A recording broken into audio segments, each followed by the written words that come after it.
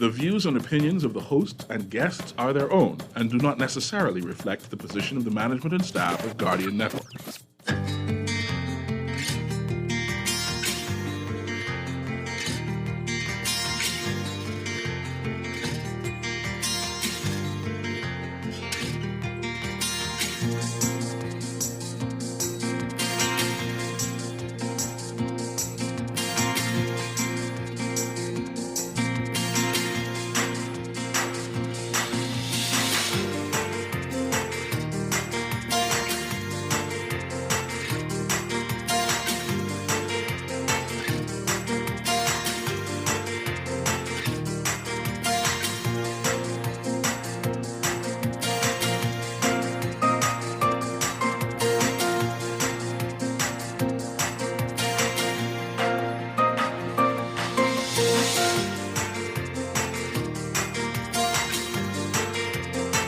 Good morning.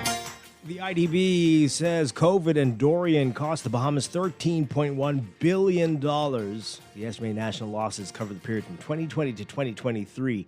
Tourism, the most affected sector. Ian Winder named the new Chief Justice. And the Prime Minister is speaking about Jo Beth Colby Davis and that incident with the police officer and her vehicle. What happened? What does he believe happened? It's all straight ahead this morning. I'm Dwight Strachan, and this is Morning Blend. Wake up, it's a new day. Wake up, it's a new day. It's the start of a new way. You know that it's here. It's the start of the end of the old way. Revolution. Wake up, it's a new day. Wake up, it's a new day.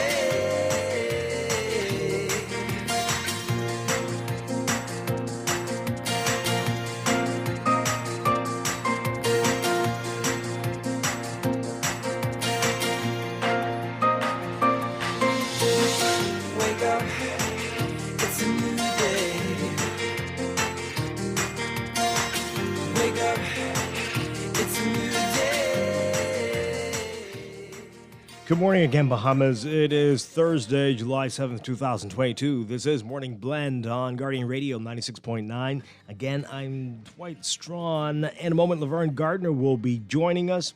Also this morning, we are going to be meeting the Laws of Life essay competition winners. And they're going to be reading their winning essays this morning as well.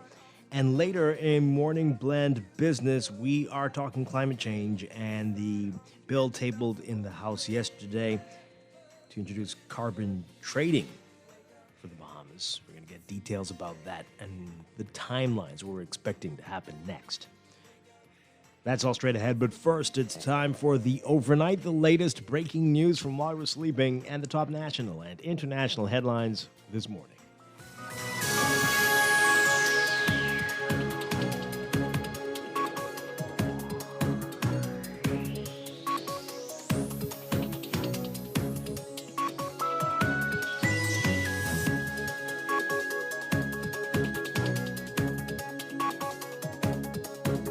In the overnight combined, the COVID pandemic and Hurricane Dorian are estimated to have cost the country $13.1 billion, with the pandemic accounting for $9.5 billion. That's according to the findings of a report compiled by the Inter-American Development Bank and the United Nations Economic Commission for Latin America and the Caribbean. The estimated national losses cover the period from 2020 to 2023.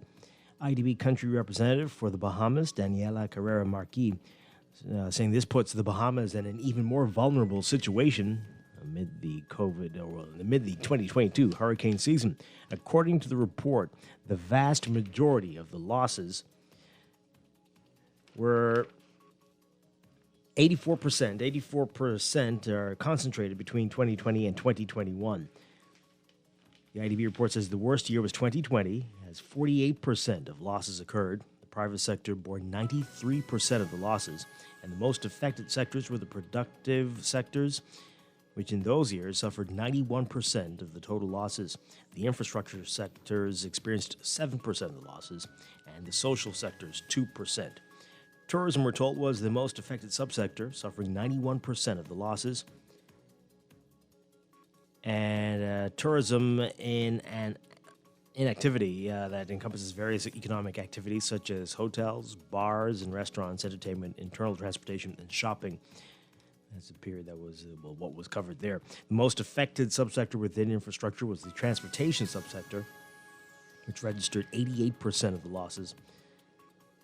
You can read more about this in today's Guardian Business section. Prime Minister Philip Davis has recommended to the Governor General that Justice Ian Winder be appointed Chief Justice of the Supreme Court. That announcement coming from the Cabinet Office yesterday.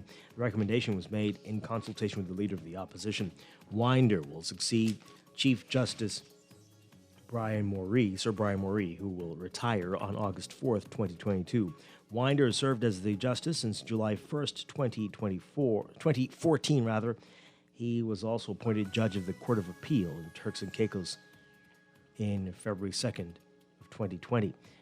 He was a partner in Davis's firm, Davis & Co., from 1998 to 2009. He studied at the UWI and was called to the Bahamas Bar on May 12th, 1995, and the Turks and Caicos Islands on November 25th, 2008.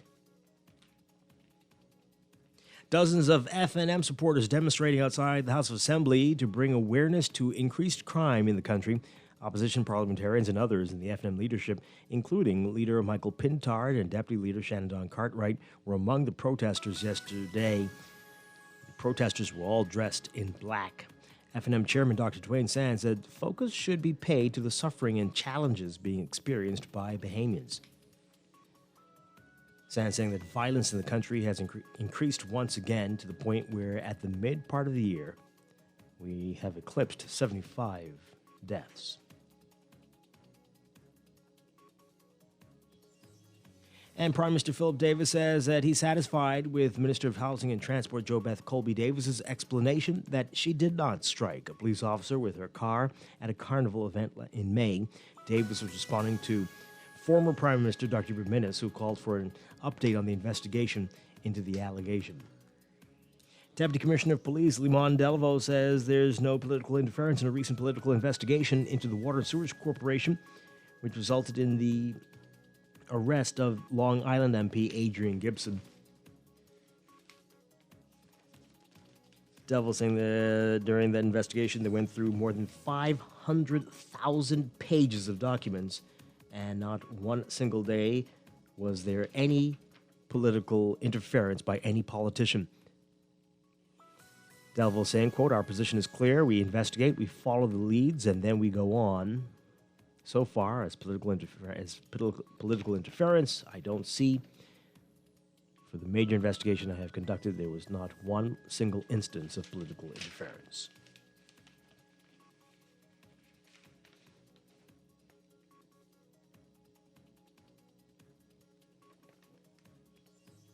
Overseas, from the United Kingdom, British Prime Minister Boris Johnson agreeing to resign after days of defections crippled the controversial leader and left him unable to govern. Johnson finally agreed to step down after one of his closest allies, Treasury Chief Nadhim Zahawi, told the Prime Minister to resign for the good of the country. It was not immediately clear whether Johnson will stay in office while the Conservative Party chooses a new leader who will automatically become Prime Minister as well. A formal announcement is expected later today. Zahawi saying in a letter to Prime Minister Johnson, quote, "Prime Minister, this is not sustainable and it will only get worse for you, for the Conservative Party, and for most importantly for all the country. You must do the right thing and go now." Zahawi's intervention coming after two more members of Johnson's cabinet resigned, along with three junior officials, pushing the number of those who've left the government this week past 50. Johnson on Wednesday rejected calls to resign, arguing that he had a mandate from the voters to remain in office. But by Thursday morning, the man who's built a reputation for wringing out of political controversies was forced to admit the reality of his situation.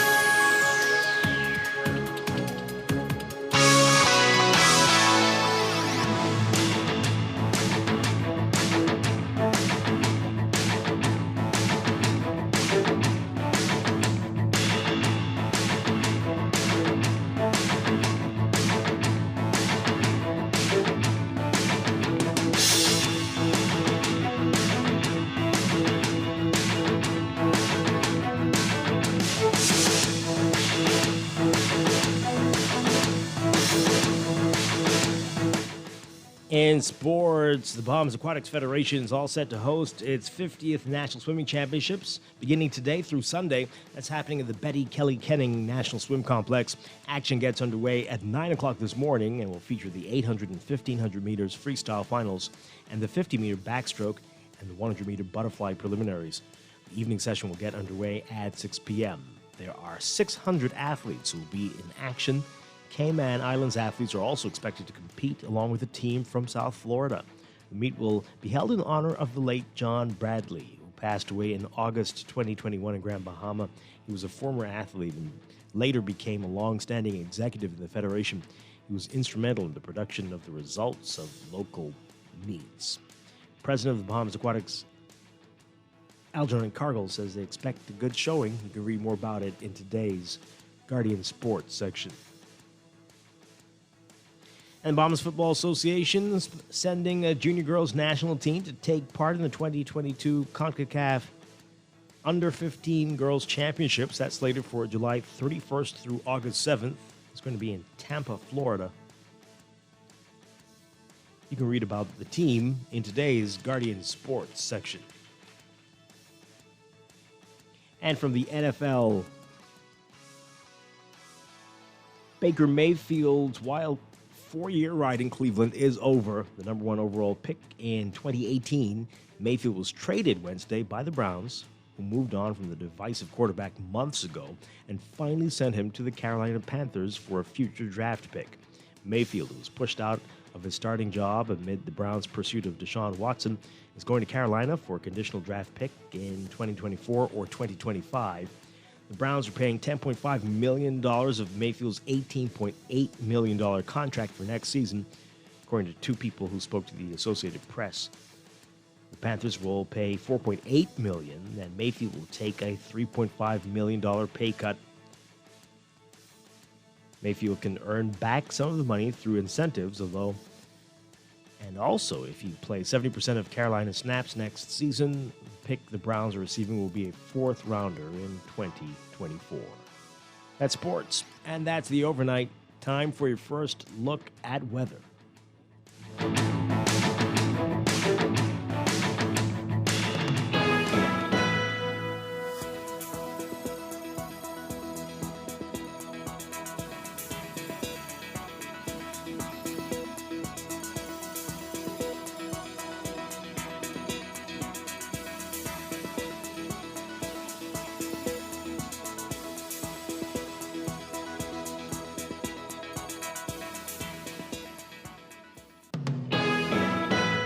In your first look at weather for this morning, we've got a tropical wave moving westward across the southeast Bahamas that will continue to enhance shower activity in the central and southeastern islands, while a high-pressure ridge over the area will continue to support moderate to locally fresh winds.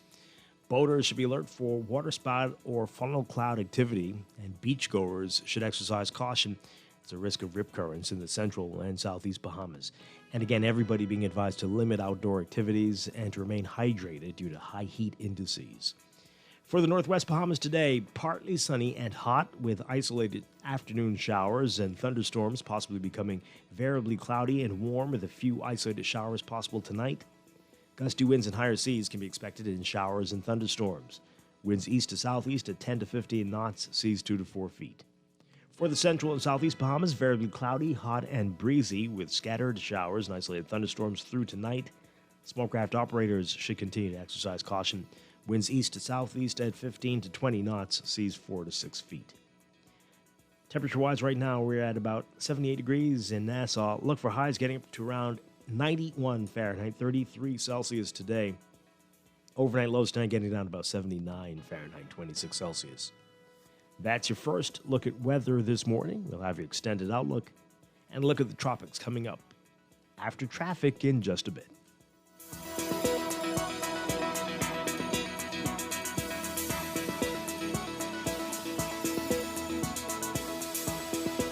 You're listening to Morning Blend. When we come back, we're discussing the day's top stories right here on Guardian Radio 96.9, your home for fresh news.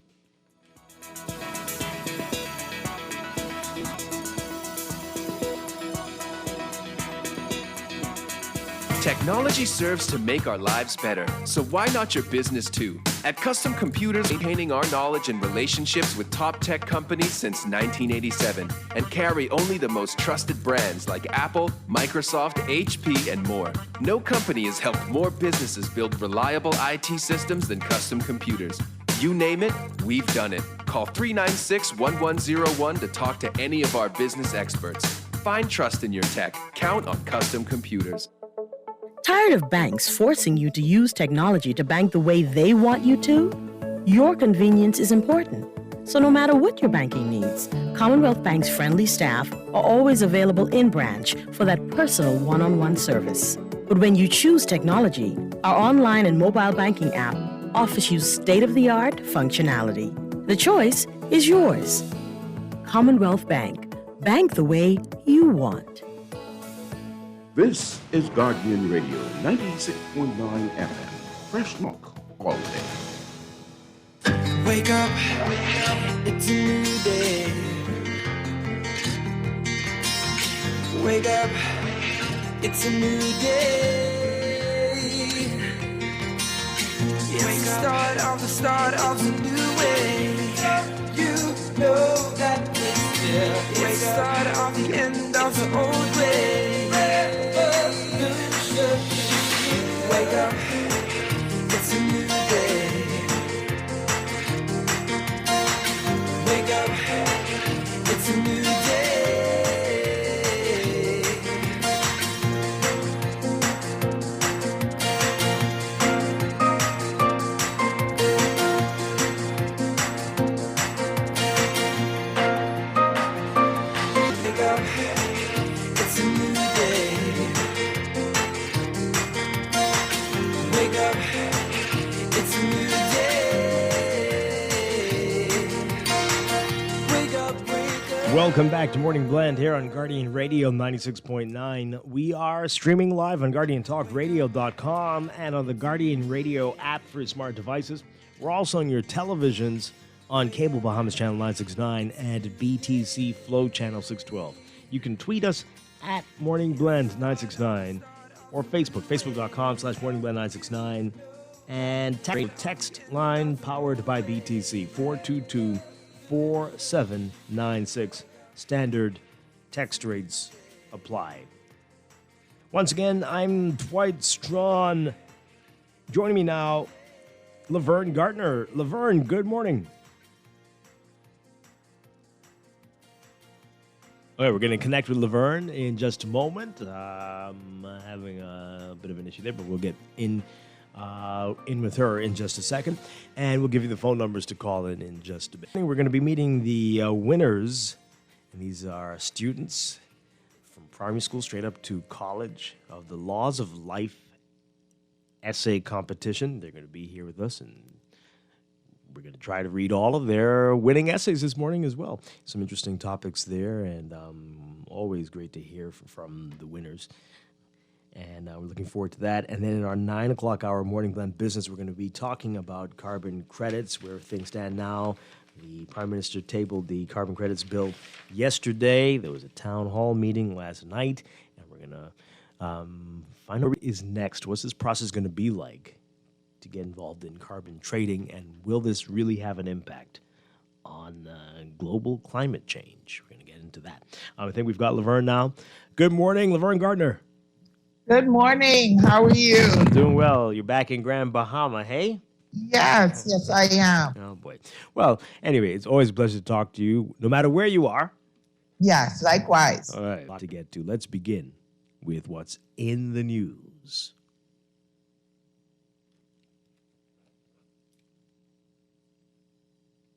Okay, I think our jingle is sleeping this morning. Oh, you got it? No? There we go. All right.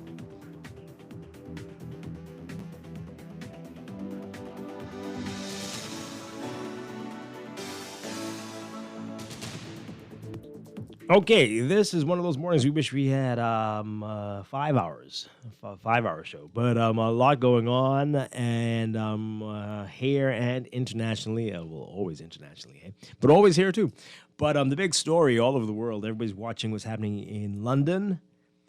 Prime Minister Boris Johnson has agreed to resign after more than 50 of members of his government, the cabinet and junior ministers and others around him, resigned. They're like, we can't deal with you, buddy. And now he's finally agreed to step down. He's expected to speak sometime today. When he will leave exactly is unclear. The reports I heard this morning suggested that he might try to stay through the summer while the Conservative Party picks a successor. But this is what you do. If you see the ship sinking, you don't keep the dead weight on it. You throw it overboard. Some people around here could learn about those things. And the pundits this morning were all saying, this was costing the Conservative Party very dearly, and that with, elections looming, this was going to just feed the Labor Party and others. And the Conservatives just don't want to risk it. This is what they do when they see that you are a problem. We don't need to go into election with you. Let's get you out of here and put somebody in who's more palatable to the voting public. That's how they do it over there. We've got a different story here where you know how it goes, Laverne. The leader is the one leader and the king, and we must all fall with the king. So Exactly. But anyway, we see what that does. You end up being in for 5 years only, and everybody gets kicked out. Sometimes the king is left, the only one left standing. Sometimes, but hey, interesting stuff there. We're going to continue to monitor what's going on there in the UK. So, hey, exciting things happening here as well. We've got a new Chief Justice. Ian Winder has been named Chief Justice. The Prime Minister making that recommendation. And, people were asking just this week, who's going to be the new Chief Justice? Sir Brian Moree is set to retire, and that's effective, I think it's August. Is that right? Yeah, August 4th. So, Ian Winder, the new Chief Justice. Prime Minister Davis also speaking about JoBeth Colby Davis and that incident with the police officer at Carnival with her vehicle. Prime Minister says he is satisfied with Colby Davis's explanation that she did not strike a police officer with a car at that Carnival event. Davis responding to former Prime Minister Dr. McMinnis, who called for an update on the investigation into the allegation, as have others. Many others have been saying what's going on with that. So,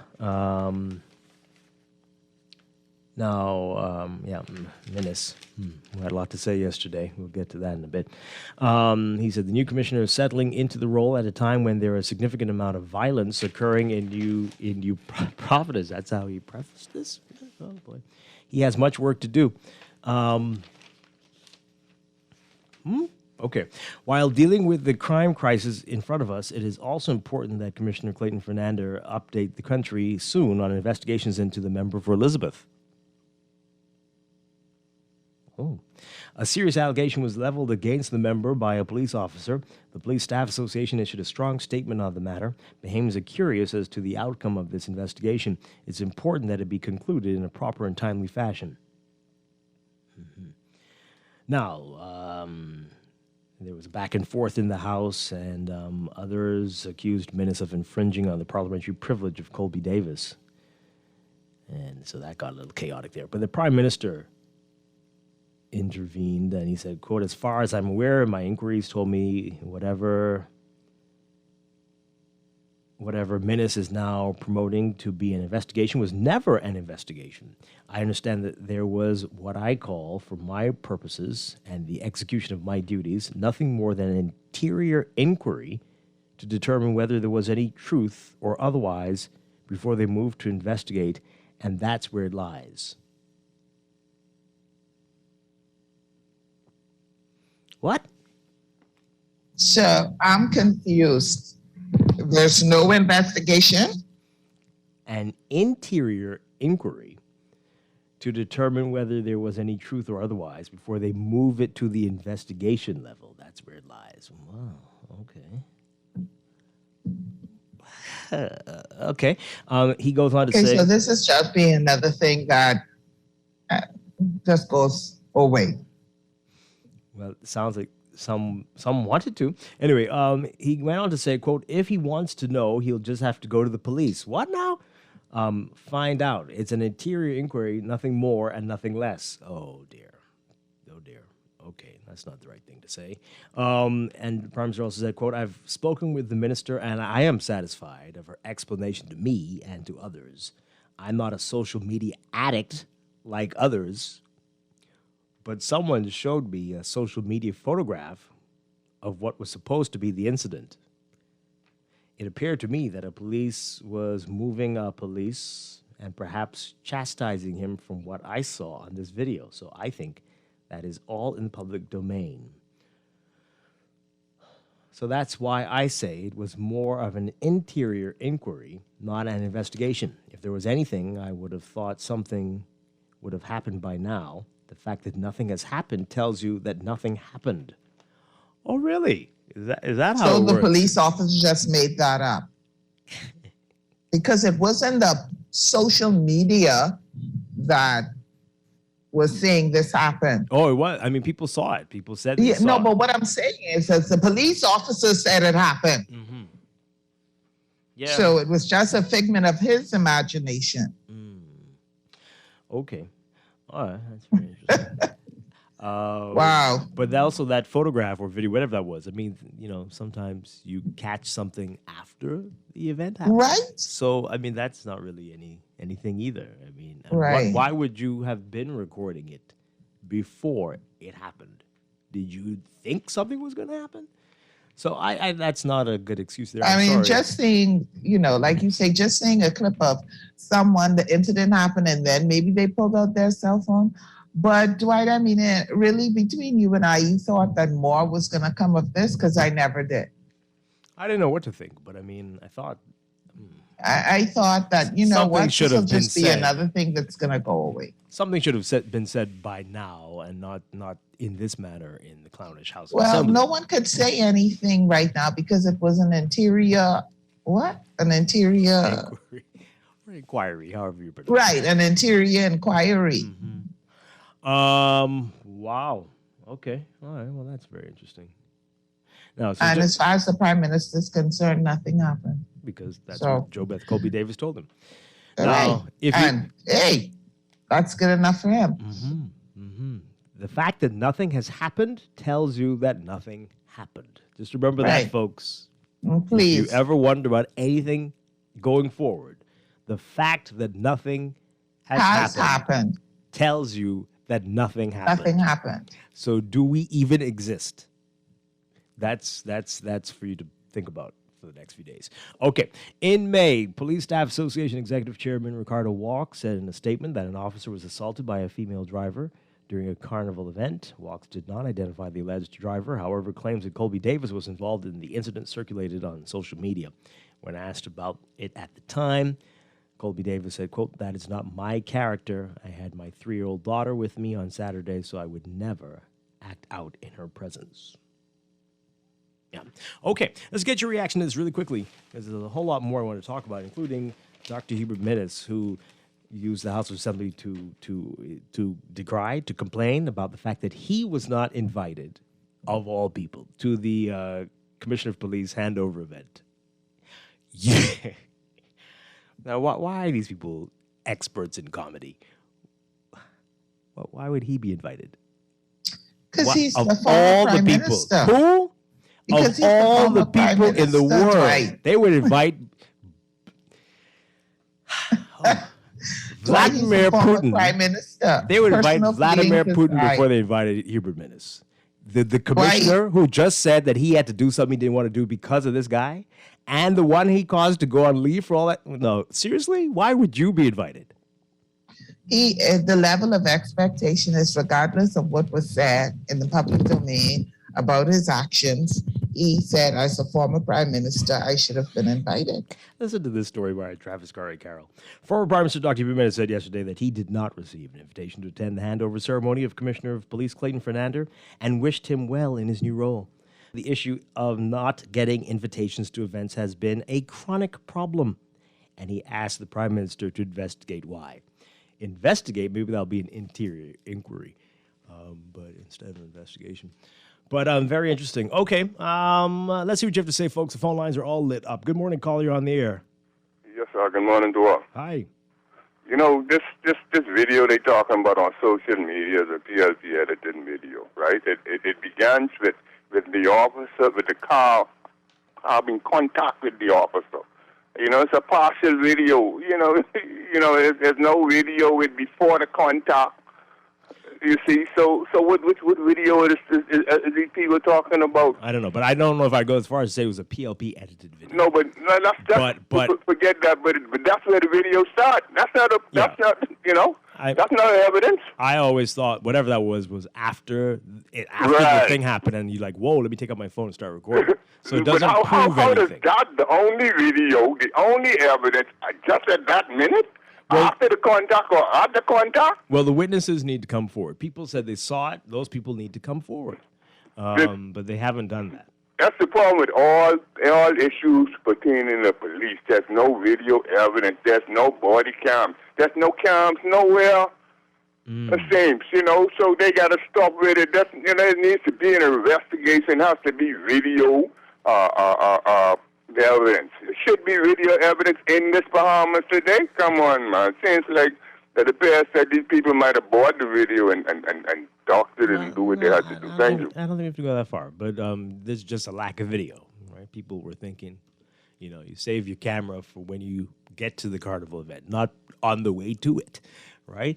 Good morning, caller. You're on the air. Good morning. How are you guys this morning? Doing well. Okay.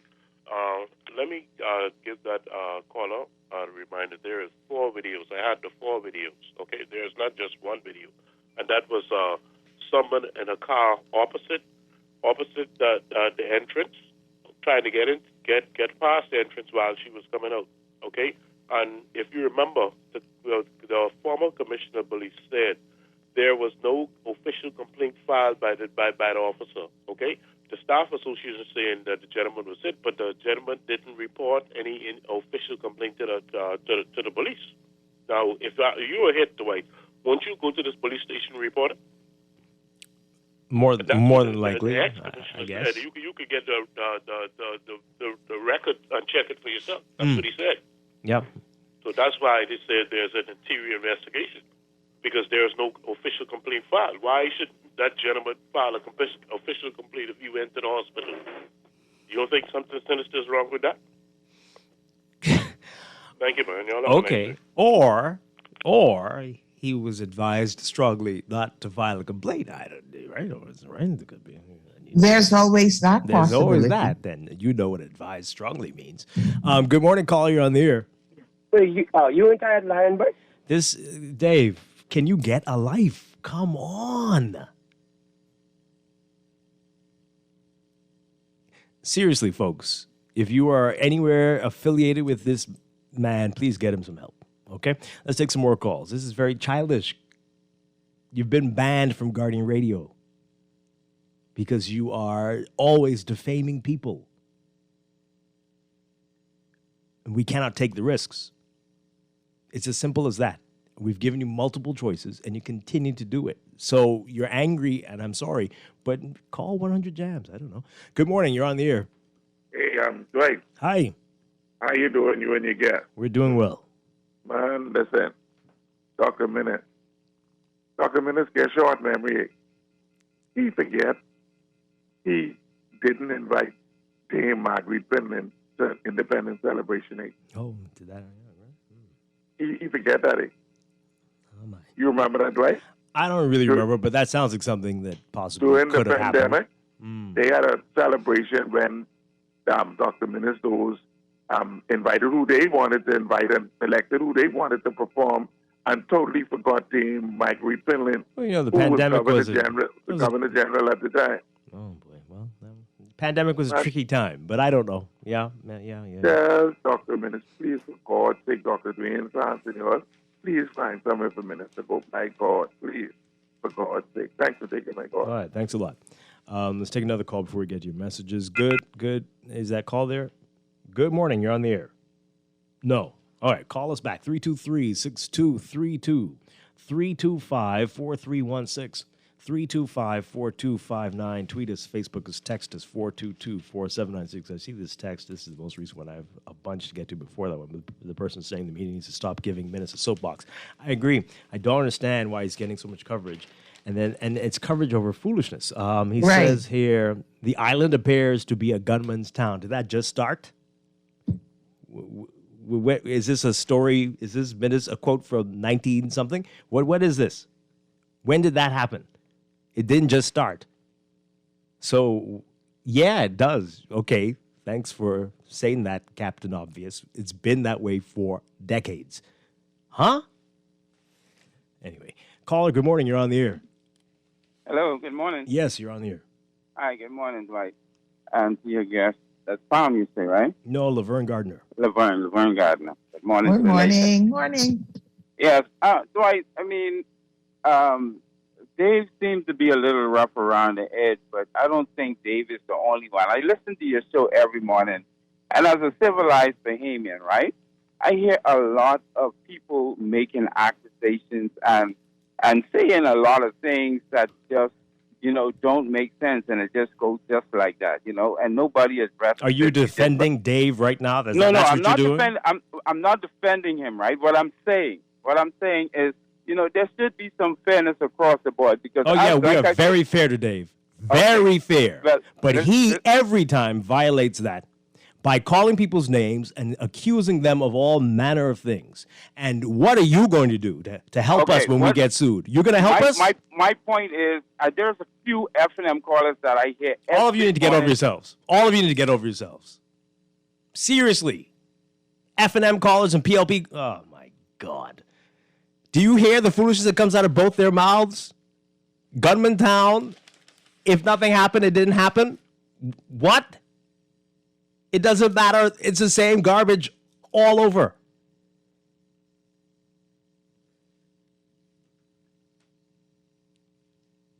Good morning, caller. You're on the air. Hey, good morning, Dwight. Hi. And Luan. Yes. Right, don't let them get you. You start off with your program talking about how the gentleman inside England. Yes, Prime Minister Boris Johnson. Yes, that's right. Right, and how they are demonstrating that they are not operating from a status quo management system like we are, right? They are actually governing, right? And that is why you see what's going on inside this country. Because like you said, once the king finalized, and he said, "Look here, that's this, that is it," right? And we will always have this tribalism, like people like that gentleman you bought, right? Because they are part of a tribalism system, right? They are not really interested in the development and the Commonwealth of the Bahamas, right? They only concerned about their party being the status quo manager at that time, right? Because we ain't have no governance in this country, right? Because if we did, right, by now we would have been seeing laws that need to upgrade, things that need to upgrade, writing new to, in this country, or nothing. There's not even a significant government building, or I talking that we could really show off it. There's nothing in this country for us because why? It's status quo governance, and all they do is go there and sit and do the same thing over and over and over again. And it doesn't matter who inside there, right? It doesn't matter. It's just a systematic crisis we have in this town, and there's nobody interested in addressing it. You guys have a wonderful day. All right, thanks a lot. I just want to go back to about not getting invited to the big event. So, of course, there are many dignitaries that attended Tuesday, including former Prime Ministers Hubert Ingraham and Barry Christie. So he was the only living former Prime Minister not there. Sure, I'm not the person who was responsible for sending out invitations, but I'm sure it was intentional. Okay, but it's understandable too. Really and on leave, he wasn't going to be commissioner if you had stayed around. You put him on leave, and you made the one who's outgoing want to resign.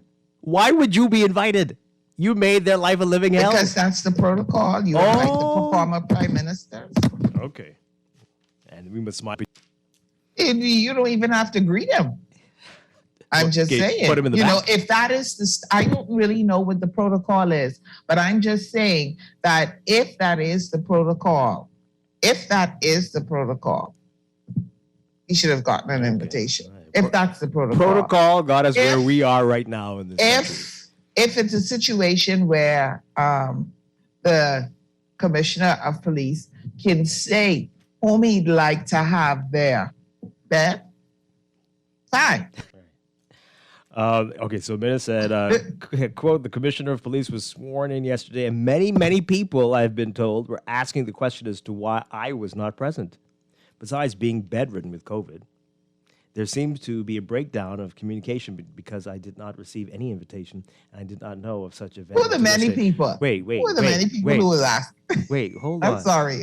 Oh, you mean when he did have COVID a couple weeks ago? That's what you mean? So maybe they felt you might be too much of a risk. I don't know. So he says, this has been a chronic who are the many people? This has been a chronic problem. I asked the Prime Minister to investigate that matter, as in the past, this was all done by Cabinet. I've been informed that this matter, invitations and events, has been moved, and for some reason, I've been left off such lists. Former Prime Minister Ingram was present. Former Prime Minister Christie was present, and only myself was absent, having not received an invitation. So again, Dwight, I'm just saying, putting personal feelings aside, if the general rule of thumb is to invite former prime ministers to these kinds of events, then he should have been invited. Okay. Well, he wanted to clear it up. It wasn't that he didn't want to be there.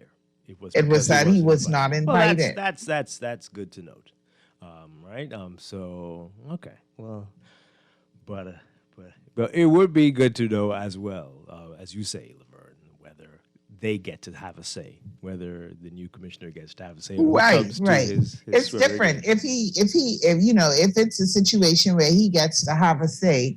Okay, here's the list. Do you approve this list? Then that's something entirely different. He sees the names and not that one. No way. I ain't going. Right. If he goes, I ain't going. But if it's just that it's happening and these are the people that you typically invite, this is the protocol, then the protocol should have been followed, personal feelings aside. Oh boy. Okay. And let me just also say, I don't need anybody calling in saying I'm defending Mr. Minute. So I don't need anybody calling in saying that. I'm just speaking to what the proper protocol is. Well, or is not. Former Prime Minister Minutes should know. Okay, that's enough of former Prime Minister. I just want to say this: that if nothing happened, then nothing happened. Right. So if that's true. Right. If you didn't get an invitation, then maybe there wasn't even a thing. Good. Did it really happen? Are you sure? Are you sure it happened? We'll check the video. Good morning, caller. You're on the air. Good morning, Glenn. How are you? Doing well. Good morning. Wonderful. Pam, I don't think you're really defending Mr. Minnis, he doesn't need a defense. Sometimes living in the inner city, you would think that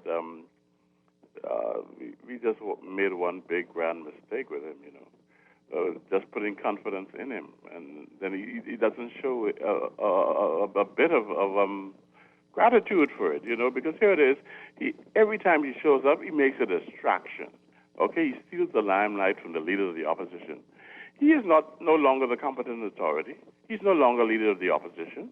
Yes, he was former prime minister, and that's all he was. And furthermore, he was not the best prime minister we had.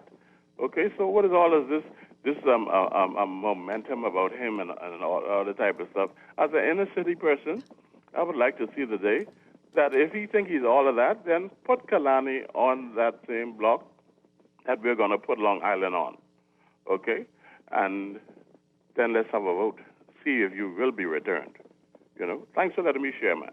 Okay. All right. Thank you very much. Let's take another call, and we'll get to your text messages. Good morning, caller. You're on the air. Okay. No? All right. Got a lot of your messages here. Let's go to them. This one says here, the former prime minister just likes to be heard. He did a lot of things when his government was in power. He needs to be quiet now. Why you should be concerned with defamation? Remember, you have no show without the people listening, calling in. Always be respectful. Well, as long as they are respectful, texter, right? It goes both ways. You don't get to be rude to me and to us, right? Okay. And when he calls your name and says everything about you and your whatevers, all right, let's see if you like it and if you will spare us from your lawsuit. This person says here, congratulations to the new Chief Justice, Mr. Ian Winder, a former schoolmate of mine at St. John's College. Green Giants and deputy head boy and a very humble person in decent... boy, okay, all this stuff is not necessary here. Oh, well, they're saying everybody that came out of the law firm, Christie Davis & Co., Christie Ingram Davis & Co., has become the Prime Minister of the Bahamas, so they're thinking that Ian Winder will be the next Prime Minister. Oh, my goodness. Okay, all right. Some other people came out of that law firm, too, so you're saying that for them? Yeah, okay. This one says here, they have a different system of Westminster governance in Britain than here in the Bahamas. A situation with Boris Johnson would never happen here. A backbencher telling a prime minister to resign, really? Well, because we try to silence the backbenchers here, right? We give them all right. And then also positions. let's look at the fact that it comes down to self-preservation for us. And so how many of them will just stand up and resign, even if they realize that, you know what? Let's say you have a prime minister. Let me use an example, really far-fetched. Let's say you have a prime minister that deems himself as the competent authority, hypothetically, and he's making decisions, no consultation. He's making decisions that just are not in benefit of the people. And you see that it's going to be detrimental to the people and to the party. How many of the cabinet ministers would resign? Would say, you know what? We cannot. We're not going to be a party to this, even if it's just the fact that we're working under you. So we're going to resign. How many of Bahamian cabinet ministers would resign? I promise you, very few, if any. But what they will do is after the prime minister has left office, they'll all stand up and say how I was not in agreement. But, that's just a hypothetical situation because, I'm just speaking hypothetically. But you are correct. That's exactly what we do here. And this is why we continue to have 5-term administrations, right? 1 term. 5-year, 1 term. Yeah, Thank right. you. Thank you. Can you...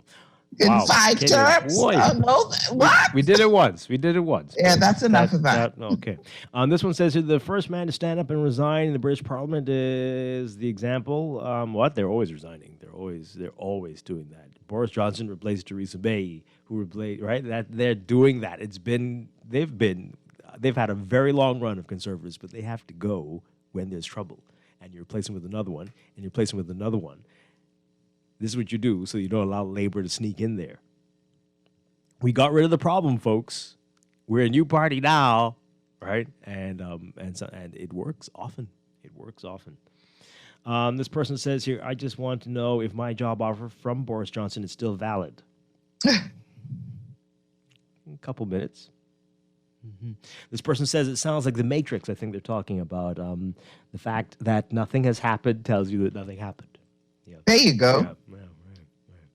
But also, Dwight, Boris, I was just, I've been reading, and the BBC is saying that he may not resign from being prime minister.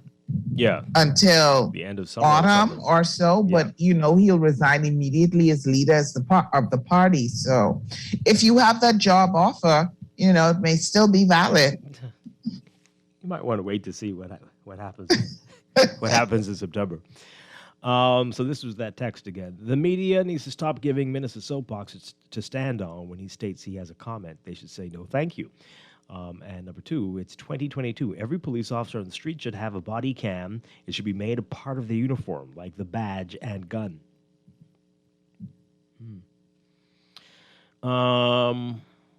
This person says here, what's to investigate if it was proven that nothing happened? We never heard the police officer who was supposed to be involved say anything happened to him. People speaking who were not directly involved. How do you know people haven't come forward and said what happened? Again, no one heard from the police officer saying he got. Well, yeah, that is true.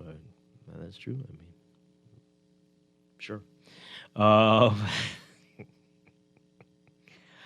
This person says here, Dwight Minnis will sink the FNM just like Donald Trump is sinking the Republicans. Is he?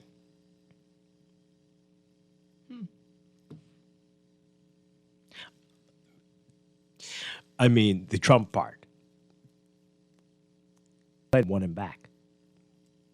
The Trump part is what I'm questioning. The other part, yeah, I think you're right. This one says here, Davis is trying to dictate the outcome of Joe Beth's investigation. After all, she used to work in his law firm. Is you expect us to believe there is no political interference with the police?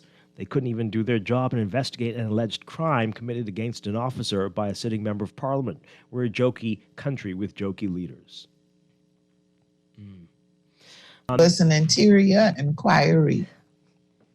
Okay. You gotta look that up in the police act. Is that it is that was a an real thing? interior inquiry. But honestly, Dwight, from it first came out, I was just like, and maybe I'm just really very jaded now at this point. I was like, oh, nothing's gonna come of this. That was my immediate response. Yeah. Nothing is gonna come of this. Oh boy, a few more text messages and then we'll take those calls really quickly. This person says here, good morning. A lot of people may not like Minnis, but it was of poor taste not to invite him to the ceremony. All that did was show petty politics. Petty politics. Now, the text says Perry politics. I believe they meant petty. But that's a serious error there, right? Because it could mean something else. But petty, is that what you meant, right?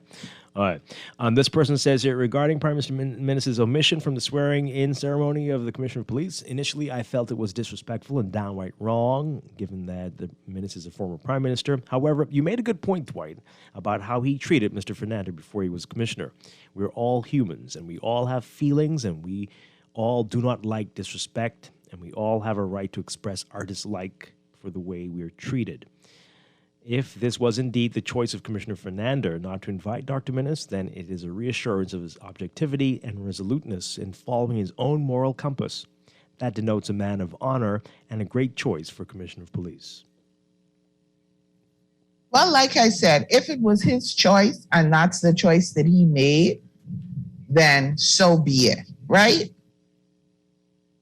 Because then one could also give the argument that you could forgiveness, move on. But anyway, if it was his choice, fine. But if the protocol is to invite everybody, he should have been invited because that's the protocol. And like the texter said, then you get into this pettiness and we should be able to rise above that. But we don't. But we should be able to. Well, the we is the human thing. I don't think that's a purely Bahamian thing there. I think that's a human thing. I'm not saying that it is. Yeah. I'm just saying we don't, right? But we should be able to be able to say, this is the protocol, we're extending the invitation. Now, personally, you should be saying, I hope he don't come. You may be saying, I wish he don't come. Or send the invitation late. Maybe if we send it late. But the point is, if that's all, then protocol should have been followed. Yeah, maybe it's just too soon. It's just the wounds. It's too soon for a lot, but you know what? This texter, interesting points here. This person says, tell Minnis to quit. Quit it, sorry. Because the former Prime Minister, Ingram and Christie, were left off the advanced polls for the election. That was embarrassing. I think Ingram said he had to go back twice and his name still wasn't there. But were they implying that was intentional? Right. And then still, even if that happened, even if it was intentional, that's pretty bad. Back and forth. That's pretty bad. But I would hate to think that it was intentional. I just feel that anyway. I don't want to talk about that early election in Rushton. Oh gosh. Oh my. That's just Oh, boy. a whole other mess. Oh, my. This one says here, I would not have invited him either. However, the government gave the former prime minister a little power because he can say he was not invited like he's doing now. But had they invited him, he could bet that he was not coming anyhow. You sure?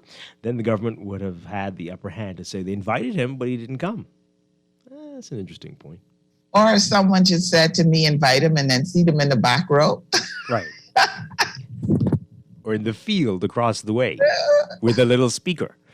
This one says here, okay. So he did it. Is it over now? Or are you just telling us what we reported all morning? I thought you meant he spoke yet. No, okay. Has he spoken yet? Are you? They're talking about Boris Johnson. Waiting for him to speak. All right. Dwight, would the former prime minister have the police protection like the other two previous prime ministers? I don't know. I'm sure. I'm sure whatever normally happens will continue to happen. Yeah. Right. That is their duty or responsibility. You can't. Yeah, you can't. And that's what I'm saying. You know, the personal feelings of he did me wrong. You have to be able to rise above that and carry out your job. Yeah. This person says here, well, if it was Fernando's choice to exclude Minnis, then it was his choice, but it shows bias, not honor, in response to that other texter, I guess.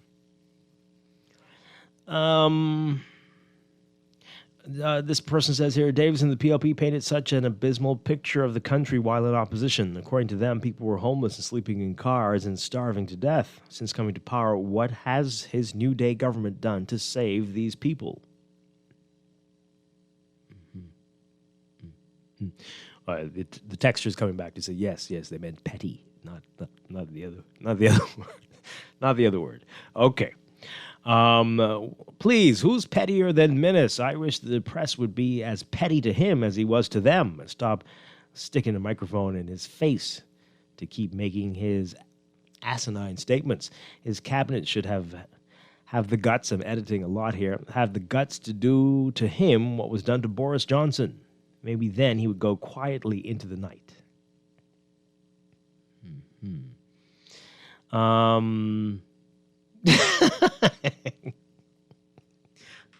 This text says, inviting Dr. Minnis to the ceremony would be like Dwight inviting Dave back on to Guardian Radio.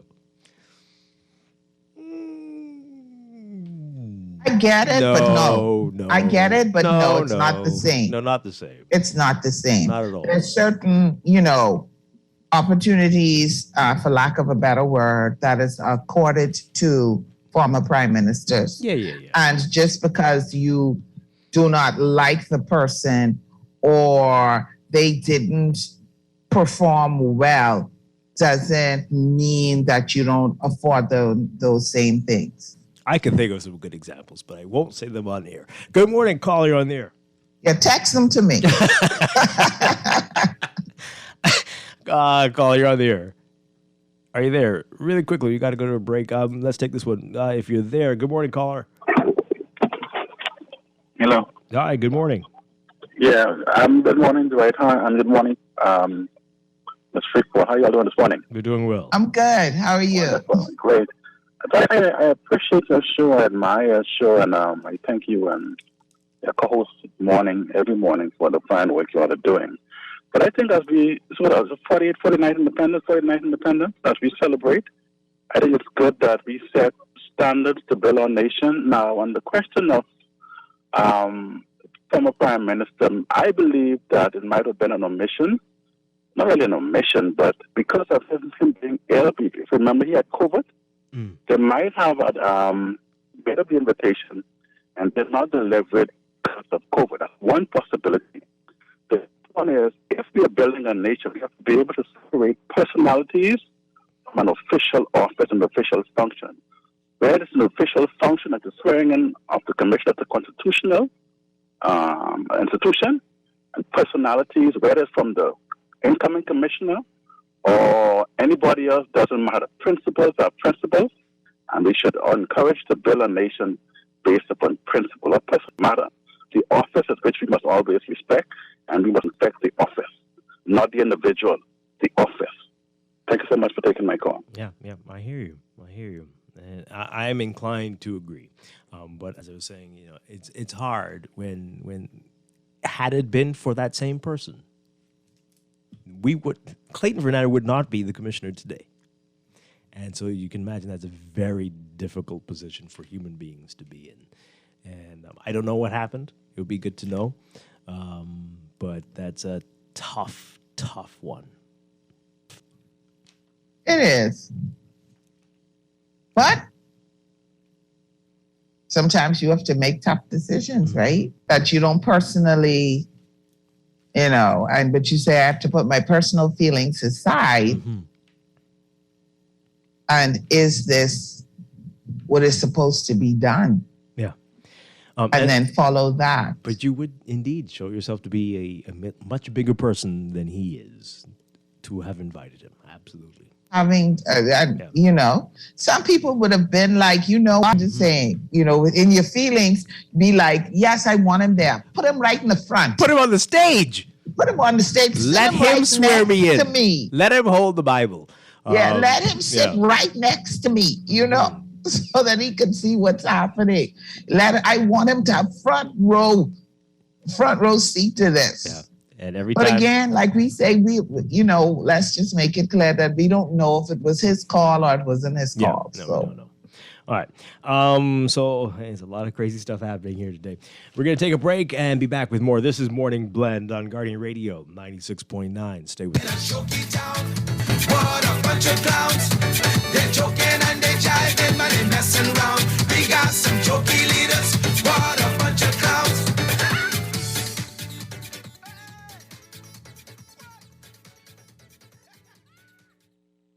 This is Guardian Radio 96.9 FM, Nassau, Bahamas.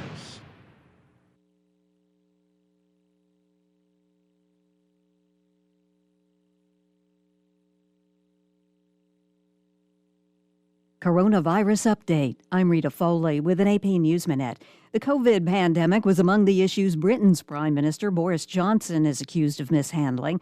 Boris Johnson is resigning after a series of scandals that include allegations he was dishonest with the public about government office parties that broke pandemic lockdown rules.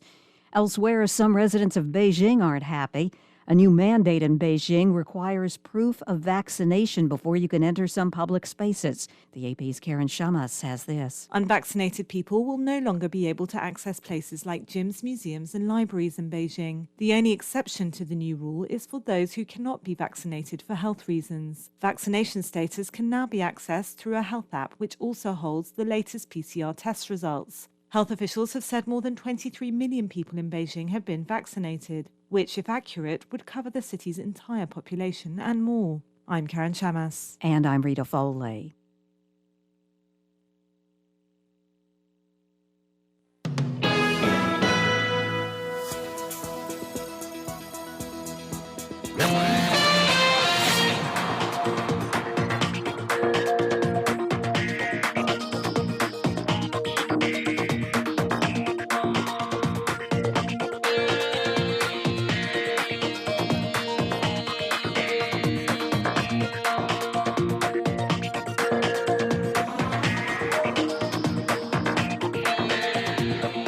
It is time for your first look at traffic for this morning, brought to you by RBC. For all of life's moments, there's one Visa Classic credit card. In your real-time traffic this morning, got heavy traffic on Mile Butler Highway from Fire Trail all the way up to Tonic Williams Darling Highway, as usual. Your alternate routes are looking better, but still busy for you this morning. Gladstone Road is going to be seeing traffic about halfway between Fire Trail and John F. Kennedy Drive in the northbound lanes there. And Blue Hill Road looking congested near Carmichael, building traffic, and north of Soldier Road, heavy traffic on the way over the hill to the Independence Drive roundabout. Elsewhere, we've got some congestion on East Street, northbound to the East Street, to the East-West Highway and Independence Drive roundabout. and some building traffic on Eastern Road as you approach Shirley Street and that diversion there with Village Road. That's been causing some issues. And again, avoid Village Road if you can while that work continues there. That's what we're seeing so far. That's your real-time traffic and your Morning Blend traffic alert brought to you by RBC. Experience cashless purchasing power and chip and pin security with your RBC Visa Classic credit card. Manage your day-to-day expenses and apply today at rbc.com/Caribbean/Visa Classic.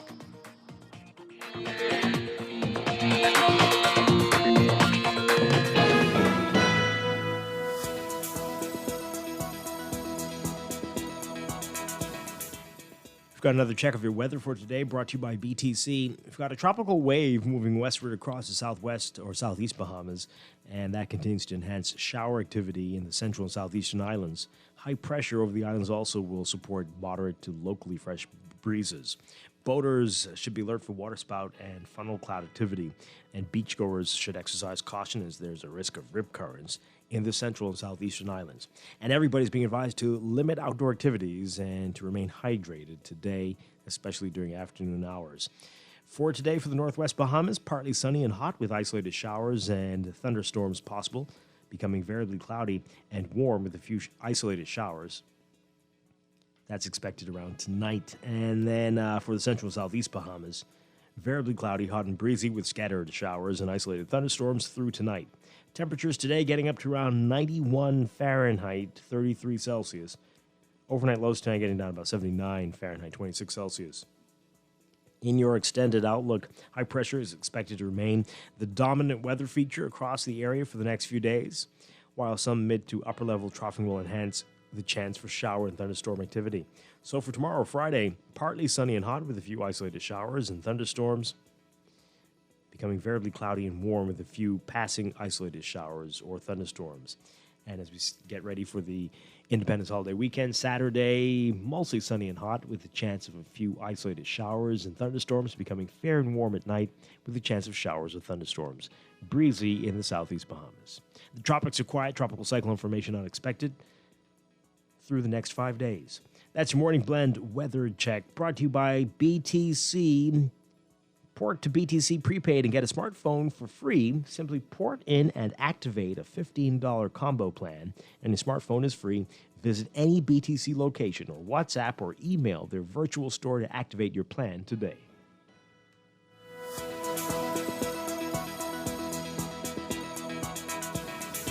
Are you an attorney with a joint practice operating from one location? Accepting payments from clients doesn't have to be complicated. Introducing RBC MultiPay.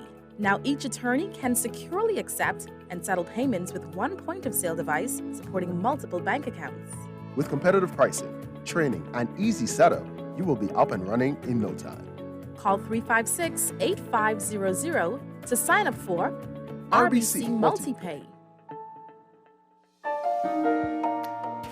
One thing there is no debate about is that BTC has the best rates. Now, the best rates just got better because you pay half the price of the other guys with your BTC home internet and mobile services combined. Switching to BTC is a no-brainer because I pay less with BTC and get super fast internet with speeds up to 600 megs. The other guys, their internet only go up to 105 megs. Get all the internet you want at half the price when you bundle your home internet and mobile. Visit a BTC store to make the switch today.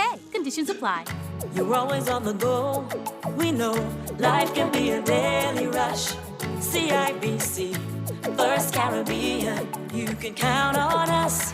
We make life easier. Manage your accounts at any time. Apply for a loan. It's easy when you bank online. We make life easier with choices that suit you. CIBC, First Caribbean. Circus, what a bunch of clowns. They're joking and they're jiving, but they're messing around. We got some jokey leaders, what a bunch of clowns. Hey! What? Come on! Oh, yeah! Watch this! The House of Parliament must see a jokey place. 'Cause all I see is laughing when I look in at their face. They chuckle and then giggling like something sweet. Welcome back here with the Morning Blend on Guardian Radio 96.9. Dwight Gardner. And okay, so yeah, but he's done it now. Boris Johnson in the UK. This is coming from the Associated Press. He says it is, quote, clearly the will of his Conservative Party that there should be a new leader as he announced his resignation. Johnson said today he will remain as prime minister while a leadership contest is held to choose his successor within the party. Critics say he should not be allowed to remain as caretaker prime minister, and he should be removed from office as soon as possible. The announcement coming after the latest ethics scandal around his leadership led more than 50 senior lawmakers to quit the government. Wow. Boy, oh boy. And yeah, all of this happening very quickly this week. Of course, it's been leading up to this over many, many weeks, months. But all in the last couple of days, many quitting. Leading Johnson to finally concede defeat this morning after two more members of his cabinet quit. And those close to him, the Treasury chief, publicly advising him to resign for the good of the country. So it's still up in the air as to when exactly he'll leave. He's insisting that he'll stay on, but others saying this probably is a very bad distraction for them. But it is quite a juxtaposition from what we see here, though, isn't it? Just calls into question what we're doing. Right? That would never happen here. That would never happen. They're not going to resign. They're not going to come together and say, you know what, this is enough of this, and we're resigning. Even if it then forces the prime minister to resign as leader, because like you said, we still aren't sure when he will resign as prime minister, even though they are urging him to do that immediately as well. But that would never happen here. None of that. They're not resigning. They're not resigning. Yeah, and they'd more likely demonize anyone who does speak out and calls into question the leadership. Right. Yeah. So, even if one or two, they just become a pariah. It's like, you have a problem. Yeah. And then if something, you know what we do, you know what'll happen. Yeah. And then after the prime minister's been reelected, then everybody will be coming out. Well, I had a problem. Well, it bothered me. Well, it was difficult. Okay. Oh boy. Anyway, we're gonna break for news. When we come back, we have got a lot of wonderful students with us. They're gonna be telling us about the Laws of Life essay competition. These are the winners today. We're gonna even hear a couple of their winning essays. That's after the news. Stay with us. 'Cause all I see is laughing when I look in at their face. They chuckling and giggling like something sweet in there. We drowning in crime. Boy. This is Guardian Radio 96.9 FM, Nassau, Bahamas.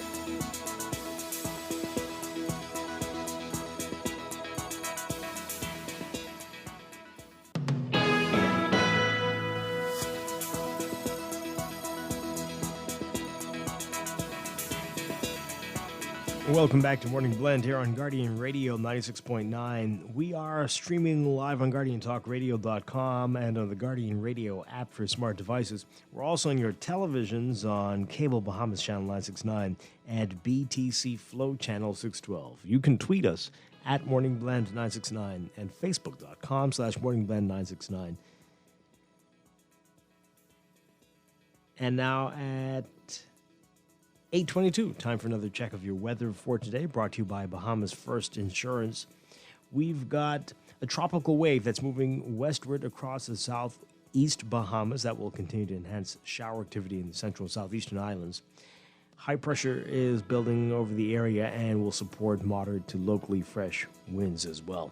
Boaters should be alert for waterspout activity, funnel clouds as well, while beachgoers should exercise caution due to the risk of rip currents.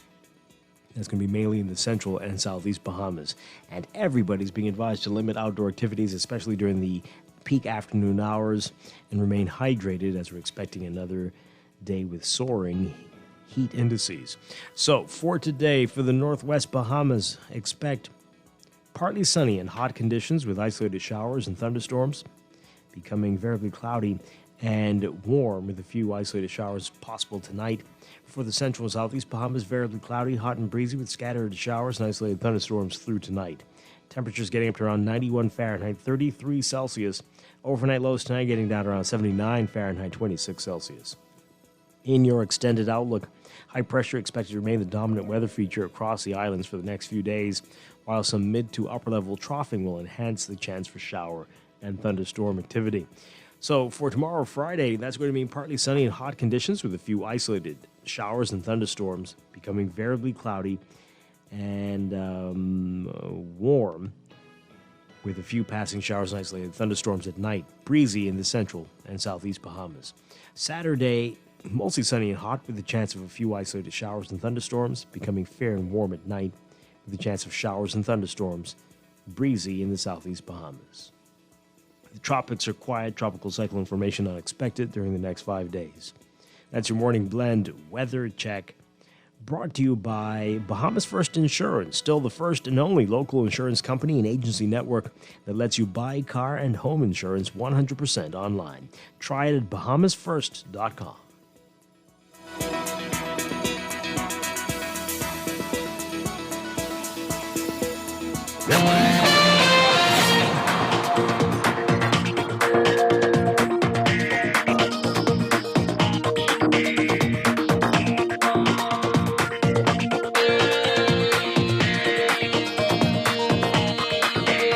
And time for another check of your traffic for this morning, brought to you by RBC. For all of life's moments, there's one Visa Classic credit card.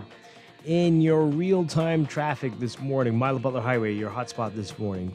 Traffic well south, from Fire Trail roundabout all the way up to Tonic Williams Darling Highway roundabout in the northbound lanes there.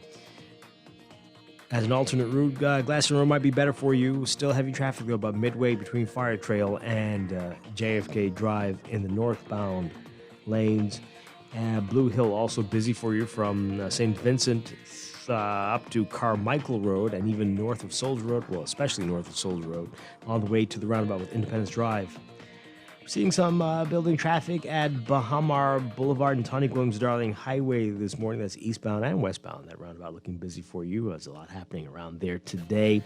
We've got the Babe Ruth baseball event going on and swimming as well. So keep that in mind if you're in that part of the area. The Nationals taking place at the Betty Kelly Kenning Complex. All right. Elsewhere, we are seeing traffic on Eastern Road, especially as you approach Shirley Street again. There's a diversion there with Village Road, and that is causing some backlogs. Keep that in mind this morning. Those are your hottest spots this morning. Some pockets at major intersections as well. But that's your real-time traffic and your morning blend traffic alert, brought to you by RBC.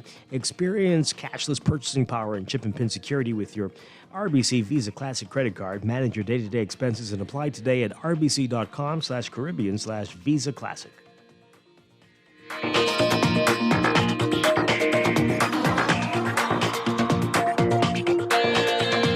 Breakfast just got better at Wendy's. Introducing the Breakfast Biggie Bag. Enjoy a double sausage muffin with 2 square sausage patties, a freshly cracked egg, and cheese served on a toasted English muffin, a medium waffle fries, and an orange juice for only $5.25, fat inclusive. Add an apple pie for just $1 more. Say what? At Wendy's, better breakfast is all day. Offers valid in participating locations. Wendy's, different inside and out.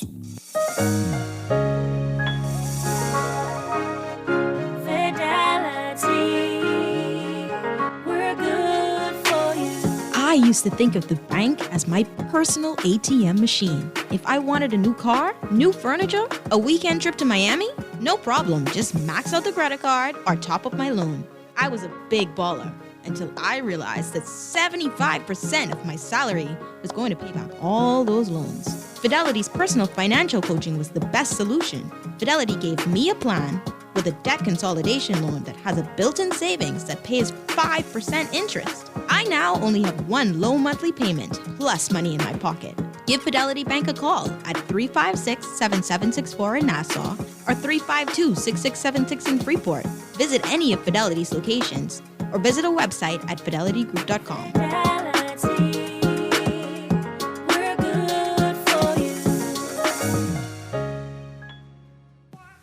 Whether you're battling a chronic condition or offsetting a new injury, Doctors Hospital's comprehensive rehab services offer the help you need now.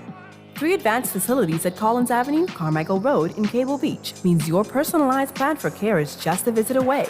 From physiotherapy to occupational therapy and speech and language pathology, our team approach is all about rebuilding together. For a full list of services, visit doctorshosp.com/rehabilitation. Doctors Hospital, trusted and best care now. Isn't your health worth it?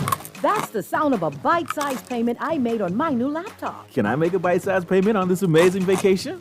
Yes, with Scotia Select Pay. Now my big-ticket credit card purchases are more manageable with flexible bite-sized payments over 3, 6, 9, or 12 months at a lower interest rate. Scotia Select Pay allows me to better plan my expenses over time. The best part? No credit checks or financing application. Visit bs.scotiabank.com. Conditions apply. Earning zero interest on your savings at the bank? With as little as $100, you can start earning interest on your money while you're sleeping, eating, or standing in line at the bank with the CFAL Savings Express Plan.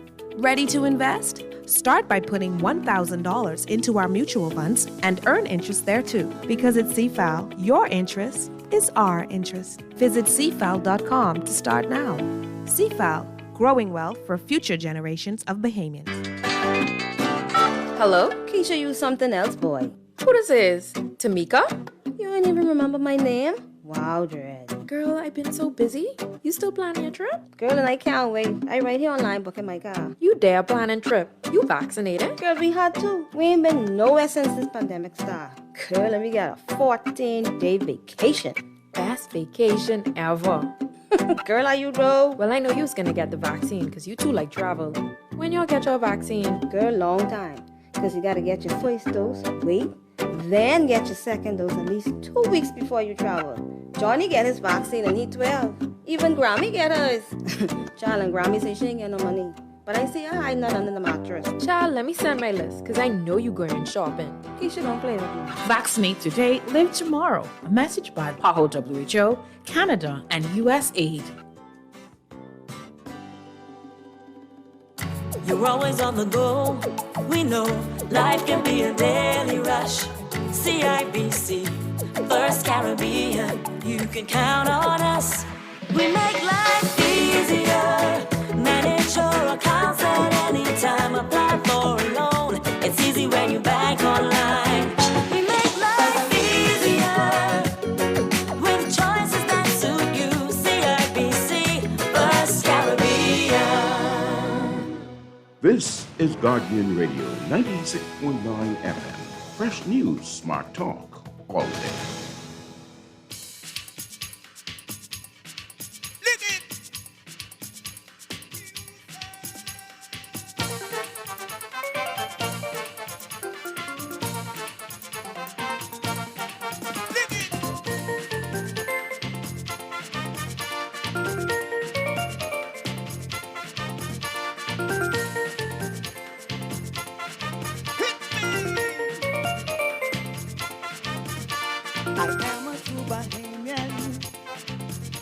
Nassau's my home, my native land.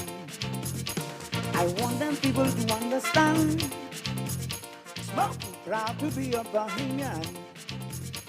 I born there, I born there. Tell them that you born there. I born there, I born there. Tell them that you born there. My grandpa meet my grandma dear. Tell them that you born there. My father meet my mama dear. Tell them that you born there. I born there, I born there. Tell them that you born there. I I found, yeah, I found. We are back here with Morning Blend on Guardian Radio 96.9. Dwight Strachan along with Laverne Gardner. And this morning we are very pleased to have with us some of the participants in this year's Laws of Life essay competition. We've got some talented writers with us this morning, and we're going to be meeting them and even have a few of the essays read on air today. Joining us, one of the organizers of the event, Liesl Wright, is back. And we've got two students in studio with us now. We'll meet some others in just a bit. But we've got Alyssa Pratt and Shante Jolly. Great to have you all with us this morning. Liesl, good to see you again. Okay, so remind folks, before we get to the essays, what Laws of Life is all about and what you're hoping to achieve with it. Okay, good to be here again this morning, Dwight. So the 2022 Laws of Life competition, Laws of Life has actually been in existence since the late 90s, with a resurgence in 2009. It was conceived, the brainchild of the late Sir John Templeton, a financier who resided in Lyford Key in the Bahamas, was a permanent resident of the Bahamas, and thought that a devotional that he had written, a book that he had written, Worldwide Laws of Life, would be good for students to use to espouse their interests in these laws and how they can apply them to their life. So the Ministry of Education was asked to give its assistance, and the competition was birthed. So when we came back in 2009, we started off with something like about 350 students, grew to over 3,000 students entering, and even a video component now. So here we are in 2022. Of course, we know coming off of the pandemic in 2020 and 2021, numbers decreased somewhat, but students still have great interest in it. And this year we still had almost 1,500 entries when the competition ended in May. And we had our award ceremony on June 10th. So here we have this morning some of the students that participated and actually won prizes in that award. Laws of Life, of course, is known as the competition that is the largest essay and video competition of its kind in the country. And the Templeton Foundation, through their donations, continue to support this and continue to ensure that students avail themselves of prize money, as well as at the same time they use these laws to help them in their future lives. Wow. All right, so how many different categories did you have? So we have the college division. We have, that is for students enrolled in a tertiary institution here in the Bahamas up to the age 25. We have the senior division for grades 10 through 12. We also have a video division in that senior division as well. Junior division for grades 7 through 9, and the primary division for grades 5 and 6. Okay. All right. And topics is, I don't read, because you were here promoting it. Yes. And we asked you to have the winners back when they were named. But there were different topics. Is that right? Yes. Depending on the category. What we've started doing is we've started choosing one topic that spreads across all divisions except for the video. Okay. And that topic this year, we tried to focus on positivity. You know, the country and globally, we've come through 2 really tough years. So we thought that we would focus on positivity. So the main topic was, you are sought after if you reflect love, joy, peace, patience, kindness, goodness, faithfulness, gentleness, and self-control. We all know they are the fruits of the Spirit. So most of the topics in Sir John has chosen as his laws of life, and others that he also used, are biblically based. But a lot of them are also tenets that students can live by. Some of the other topics included, you have the most powerful weapons on earth, love and prayer. You can either be part of the problem or part of the solution. Progress and growth are impossible if you always do things the way you've always done. You find what you look for, good or evil, problems or solutions. In the college division, we had, you cannot discover new oceans until you have the courage to lose sight of the shore. And in the video division, there was a topic that they also had to use as well. And another topic was, only one thing is more powerful than learning from experience, and that is not learning from experience. Wow. Okay. These are things many adults need to hear every day as well. All right. So let's begin with Shante Jolly. You were in the junior category. What made you decide to enter? Well, I wanted the experience. Yeah. This is my first time in the Laws of Life, so I just wanted to experience it and just get a feel of how I would do. How was it for you? What was that like? It was at first it was a little scary, but I got it afterward. It was amazing to actually get to practice writing. Which topic did you pick? Which one did you do? I can't remember exactly, but it was the focus on the future. Yeah. And what were some of the things? You remember some of the things that you said that we should do? That you should not focus on the past, but focus on your future. That the past is like a burden to you, and you should enjoy the future and not worry about the present. You should not live in the past. That's some good advice there. Now, you came second in your category, is that right? Yes, sir. What were the prizes like for that category? We got a trophy, and then there was the prize money. It was a lot. Okay, well, that's good. You put it to good use. Yes, sir. Yep. All right, wonderful. Now we've got Alyssa Pratt with us, and Alyssa was in the primary category. Yes, sir. And you won in that category. Yeah. Tell us about that, what that experience was, what made you decide to enter the competition. Well, I entered the competition again this year because last year I actually entered as well, but I only made it out as a finalist last year, so I was kind of discouraged. But like my teacher, she encouraged me to do it again this year, and she told me that I was going to do my best, and so I did do my best, and then I ended up coming out as a winner, so I thank her for that. Well, that is wonderful. That's wonderful. All right, so what was your topic? My topic was you can either be a part of the problem or a part of the solution. Oh, boy. And you have your essay here with us this morning. You're going to read this winning essay for us. And we're very glad and very honored that you agreed to do this.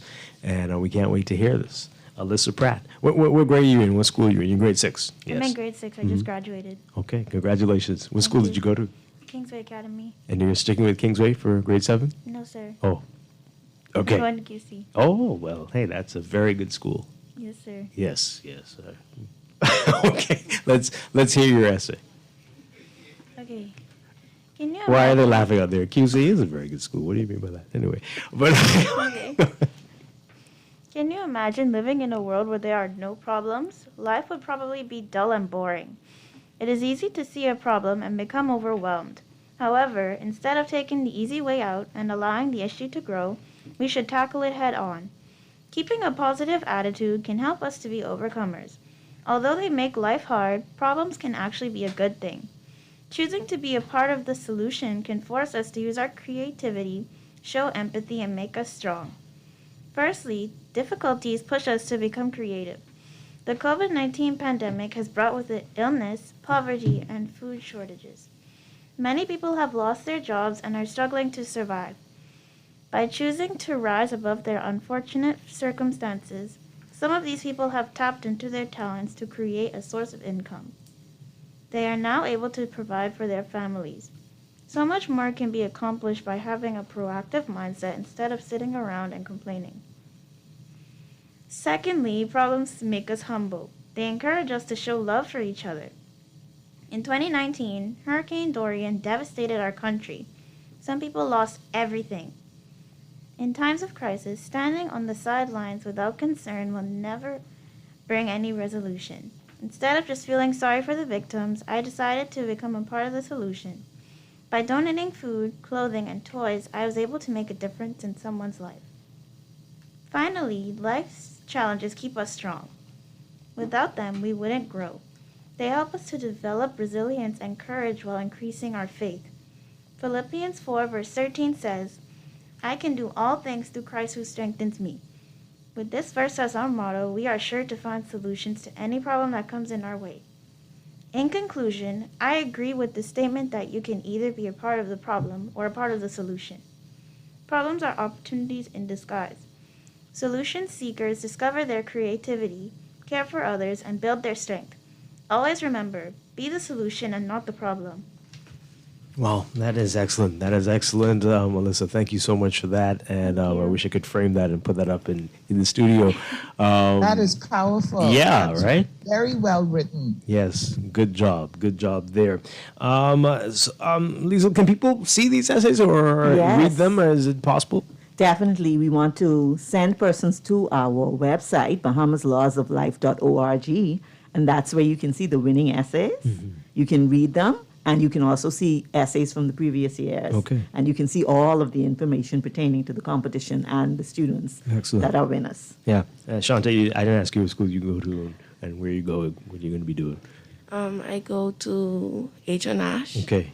I am going to see our Walker, and you mean what I plan to do for the future? Well, you can tell us that too. So you just graduated yourself, Yes, from sir. grade 9. Okay, and going grade 10. That's good stuff. Okay. I plan to be a teacher for the future. Oh, that's wonderful. Excellent. We need more. We need more. And I just want to say, Dwight, that the competition is open to schools. It's also open to institutions that we don't regard as an ordinary schools. So Shantae is here as an example of a student who entered through an organization called Journeys International, where they assist students with schoolwork and with educational opportunities. So she didn't actually enter through the school. So Journeys International was one of the organizations that had several persons in this year's competition, the college winner as well, Takia Halbert. That is excellent. Wow. So can homeschool students enter? Homeschool students can enter. Students can enter privately through churches, through community organizations, etc. So we're asking everyone to avail themselves of the opportunities. All right. So can you say what the prizes are Yes, like? Yeah? definitely. So the prizes are $1,000 scholarship prize for each division. And then in our video division, we have a $1,000 overall prize for the winner. And of course, everybody else who places also gets a prize. In the primary division, for example, Alyssa got the $1,000 scholarship as well as a $500 cash award for herself. Oh, that's excellent. So Shantae as well received, I think Shantae, it was about $500, a $500 cash prize for second place. So the prizes are really good. That's pretty good. I could use 500 cash right now. Alyssa, so what about you? Right? Category. I was listening. Why not? Why can't we do this? Listen, that is something that we are, okay, so the adults can enter in the college division up to age 25. Wow. But last year what we did was we introduced a poetry competition. Now it was voted upon, so you got it via likes. So adults, that was open for adults, but we're looking into the future to spreading it out into the adult category and seeing how best we can involve them. But for right now, we sort of focused on the school students. Do you have, I know, other than the competition, do you have a club like for students, young people who are interested in writing, maybe where they can come and they get tips? And we do offer tips. We have a section on our website where tips are offered through several videos that we've put together to offer tips to students, and this is something that we're going to continue. We don't have a club right now, but that is something that we can also consider for the future, how we can involve the alumni of this great competition and how they can assist the students in the future. That would be fantastic. And Alyssa, you're going to high school, but what do you think your future is like? What are you going to be when you grow up? I haven't thought that far ahead yet, but if I were to be anything, I'd probably be a lawyer or something. Yeah. Okay. I find that job interesting. Yeah. You'd be good. I can see that. I can see that. Congratulations again to both of you. Thank you so much for being here this morning, and thank you for sharing that wonderful, wonderful, inspiring essay this morning. Shantae Jolly and Alyssa Pratt. And we're going to take a break. Liesel's going to stick around, and we're going to meet the two people who took part in the senior and college categories. And we'll hear more from them after this. This is Morning Blend on Guardian Radio 96.9. Stay with us.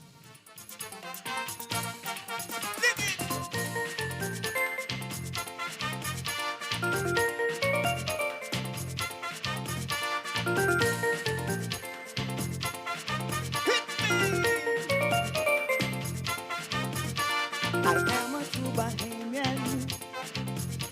Nassau's my home, my native land. I want them people to understand. Smoke, proud to be a Bahamian. I born there, I born there. Tell them that you born there. I born there, I born there. Tell them that you born there. My grandpa made my home idea. When faced with Are an you an illness like attorney cancer, with a joint practice operating from one location? Accepting payments from clients doesn't have to be complicated. Introducing RBC MultiPay. Now each attorney can securely accept and settle payments with one point-of-sale device supporting multiple bank accounts. With competitive pricing, training, and easy setup, You will be up and running in no time. Call 356-8500 to sign up for RBC MultiPay.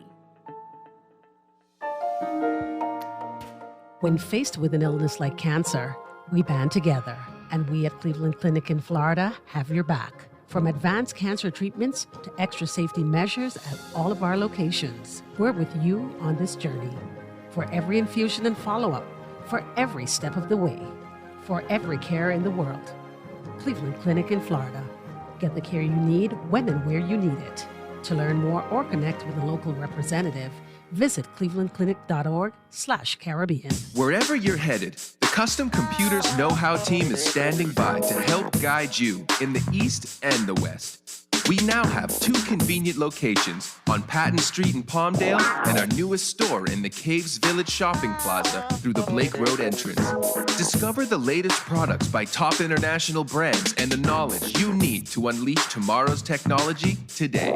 Drop by Custom Computers out east or out west. We're open Saturdays from 10 till 4. Catch Janae's annual 20% off back to school sale going on this week only. Get up to 20% off on all school items in stock. Yes, 20% off all school items. Shirts, jumpers, skirts, boys' long and short pants, school neckties, PE shorts in a variety of colors, colorful backpacks and lunch bags, character towels, raincoats, and umbrellas. Shop early and don't miss out on this. Janae's Chesapeake Road's annual 20% off back to school sale going on this week only. The best quality school garments at low, low prices. Beat the rush and save. Janae's 20% off annual back to school sale going on now. Restrictions apply. When faced with an illness like cancer, we band together, and we at Cleveland Clinic in Florida have your back. From advanced cancer treatments to extra safety measures at all of our locations, we're with you on this journey. For every infusion and follow-up, for every step of the way, for every care in the world. Cleveland Clinic in Florida. Get the care you need when and where you need it. To learn more or connect with a local representative, visit clevelandclinic.org/Caribbean.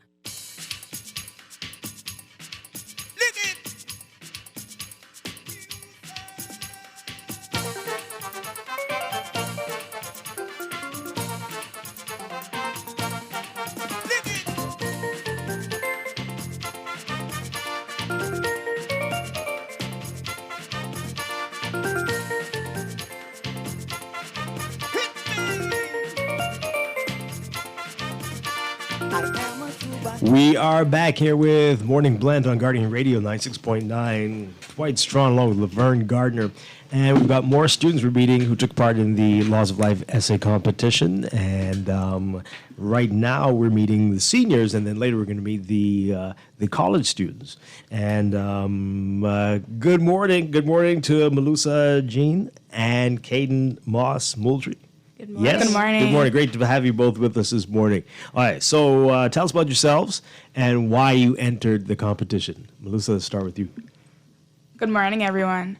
My name is Melissa Jean, and I entered the competition basically initially for the opportunity. But what I learned from it was that you actually expand your writing skills. You get to meet new people, you get to network, and it isn't a competition such as you did it and you're done. It has longevity, as in it basically follows you. You learn from it, and the topics as well, writing about it, you tend to apply them to your life. Mm-hmm. Yeah. Which topics did you choose? I chose you find what you look for, good or bad, problem solve solutions. Yeah. Oh boy. Give us some. Tell us about it. What did you say in it? Do you remember some of the stuff you said? Yes, my topic, my teacher, Miss Barr from R.M. Bailey, she helped me with my topic. The route we took, I compared the mind to a neighborhood, and I spoke about how the mind is basically a neighborhood, and how you treat your mind is how you treat yourself. And if you have a clean mind or a clean neighborhood, you find peace. And if you have a dirty mindset where you litter in your mind, you basically setting yourself up for destruction. My goodness. Yes. Yeah, it's so true. So true. So you're at R.M. Bailey. Which grade are you in? I recently graduated. Oh, you just graduated. Yes, Congratulations. thank Congratulations. So what's next for you? I'm planning on going to university. Yeah. University of Bahamas. Wonderful. What are you going to major in yet? Do you know? Economics. Oh, Okay. Yes, sir. That's good. You're going to need the writing skills for those papers and reports as well. So that's going to be good. We're expecting great things from you. Thank you so much. Thank you. And Caden, tell you got your Aquinas shirt on. You're still in Aquinas, or? Yes, I'm only in grade 10. Okay. But yeah, my name is Caden Moss-Moultrie. Every year at Aquinas College, it is mandatory for us to write the Laws of Life essay, whether or not we turn it in, because the teachers have just found that Laws of Life is just a good experience for students to get involved, to write, and then they also get prizes from it. So I've been in the Laws of Life. I've entered the competition from grade 8. Okay. That year I came 4th, I believe, and the following year in grade 9 I came 3rd, and this year I came 2nd. Oh, wow. But I joined the Laws of Life because after my brother had after he gained honorable mention from the competition, I saw that he gained money from it. I was like, wow, I could do that too. So you do it and you lose nothing. Probably just a couple, 2 hours of your time, but you can gain hundreds of dollars. So it's just something that I felt like I should have done. Through Laws of Life, I was able to get an iPad for online learning. Wow. Buy my school supplies, help my parents out so they didn't have to worry about me, because of the pandemic, you don't really have jobs or you're getting cuts on your paycheck. So the Laws of Life has been a major help to me and my family. Wow. That's inspiring all by itself Yes. there. Wow. So which topic did you pick? I chose the topic, Opposition Works for You. It's a topic that it really speaks to my life. It's something that I go through a lot. Really? In my essay, I talked about my personal life experiences. I chose 3 points. The first one being at my first school, I'm a type 1 diabetic. So I changed schools to have a nurse on campus daily, and it was grade 1. And my parents were told that basically the administrators, the directors didn't want me at that school because they thought that I was a liability and could bring them a lawsuit. So they didn't want me there. But I did not let that discourage me. My parents told me this. I used that experience to kind of push me forward, to put my best foot forward. When I left the school, I graduated as head girl, and I was also a finalist in the Student of the Year competition. I came 6th. The next point I used was that in grade 4, a new kid came in my class, and he starts bullying me because he thought with type 1 diabetes that it's contagious and you could catch it. So he didn't want me on his team. During PE, he ran away from me.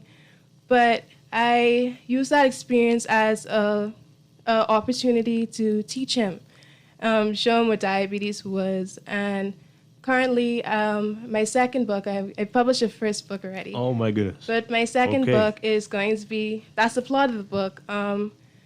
It's currently in the publishing process.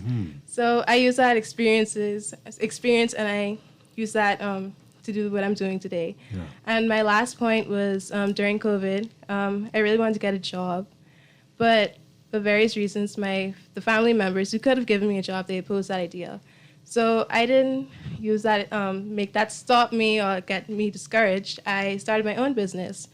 I took up sewing in grade 6, and through YouTube, I learned how to make masks. Eventually, I expanded to T-shirts, and it's actually with the Laws of Life money that I was able to get this machine called a Cricut, where I'm able to personalize masks and T-shirts. And through this experience, through my business, I am able to bring awareness to different topics. In November, I do type 1 diabetes or diabetes in whole. October, you have cancer. And then there are also times when people want shirts for chronic kidney disease. So through that, I'm able to bring awareness to a whole lot of conditions and diseases. Yeah, so that's basically just my essay. Wow. That's amazing. That's amazing. Again, are we able to see these essays? I want to read these. Definitely. So we can get those copies to you, Dwight. Yeah. The winners would be on the website. Malusa and Caden were not the top place winner. Brianna Fenellis was, but she's out of town, was unable to come. But we can also highlight those essays as well. And just want to say, these two are examples of repeat winners. Yeah. As you heard them both said, I think this is Malusa's 3rd time. Oh, okay. And this is Caden's third time as well. Yeah. So Amazing. we encourage you now, if you win, you can't enter in that category I was again. so sad when So I now- found that out. Because I was climbing up the ladder, you know, fifth, fourth, third. Yeah. You know. But you're going to be able to come back in the senior division because you didn't win that one, so you could enter that I one can again. enter again? Yes, you Yeah. can. I'm so see, excited. look at I'm that. going to try to get first next year. And Malusa will enter in the college division, of course. Right, yeah, yeah. Yes. You all, we can see the futures are bright for both of you. Very inspiring. Keep up the wonderful work there. And off air, Kate, I want you to tell me what school that was that did that to you, because I need to know that. This is a disgraceful situation. Oh, man, that's rough. But again, thank you so much. And appreciate it, and very proud of both of you. Thank you. Thank you. All right. We're going to take a quick break. When we come back, it's the college students And the video. video students. So stay tuned. We're talking about the Laws of Life competition participants, and we'll be right back. Stay with us.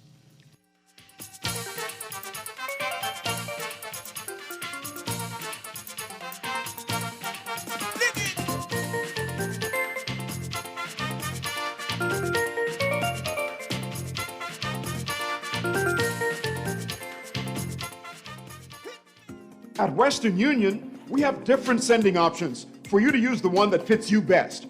You can send money directly to bank accounts around the world, or for cash pickup by visiting our agent locations. Or you can also start your money transfer in our app and then pay cash in store. Look for an agent location near you, or download our app and send money to your loved ones abroad. You know, you should teach a savings class, because you know everything. No, I just choose wisely. Like, I just got 2 months free home internet from BTC. All I did was sign up for internet. 2 months internet free? For real? I bundled my internet and mobile services, and now I'm paying half of what the other guys charge. Plus, as a new customer, I get 2 months internet free. What? Nah, that's a big deal. Switch to BTC Internet and get the second and third months free for new customers. Conditions apply. Create memories and experience moments with the love of your life that will last a lifetime right in our backyard. Escape the hustle and bustle of Nassau with your special someone for an intimate islands getaway. You can get lost in the magic of an island sunrise or count the stars in the night sky. In the Family Islands, disconnect from the world and reconnect with the one that means the most. Now is the perfect time with our 2 Fly Free Bahamas Residence special. Go to bahamasresidence.com for more info. Screws and Fasteners World, Balfour Avenue and Palm Beach Street, has those hard-to-find fasteners for you right now. You can find stainless steel regular hex, carriage bolts, galvanized bolts, threaded rods, nails, self-tap screws, sex bolts, anchor bolts, turnbuckles, masonry tools, hand tools, and weed whacker strings. Check out the rope selection and car body fasteners, too. Special orders are welcome. It's your #1 fastener store. Screws and Fasteners World, Balfour Avenue and Palm Beach Streets. Call 326-1976.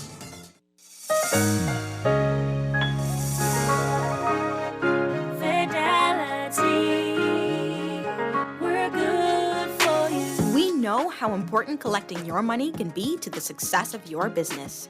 Start your relationship with Fidelity today so that we can show you the many options available to you with our merchant services. From click and pay options online to merchant terminals and e-commerce options. We're here to help your business succeed. For more details, speak to one of our business development officers at 356-7764 in Nassau or 352-6676 in Freeport. Visit our website at fidelitygroup.com or visit any of our branches.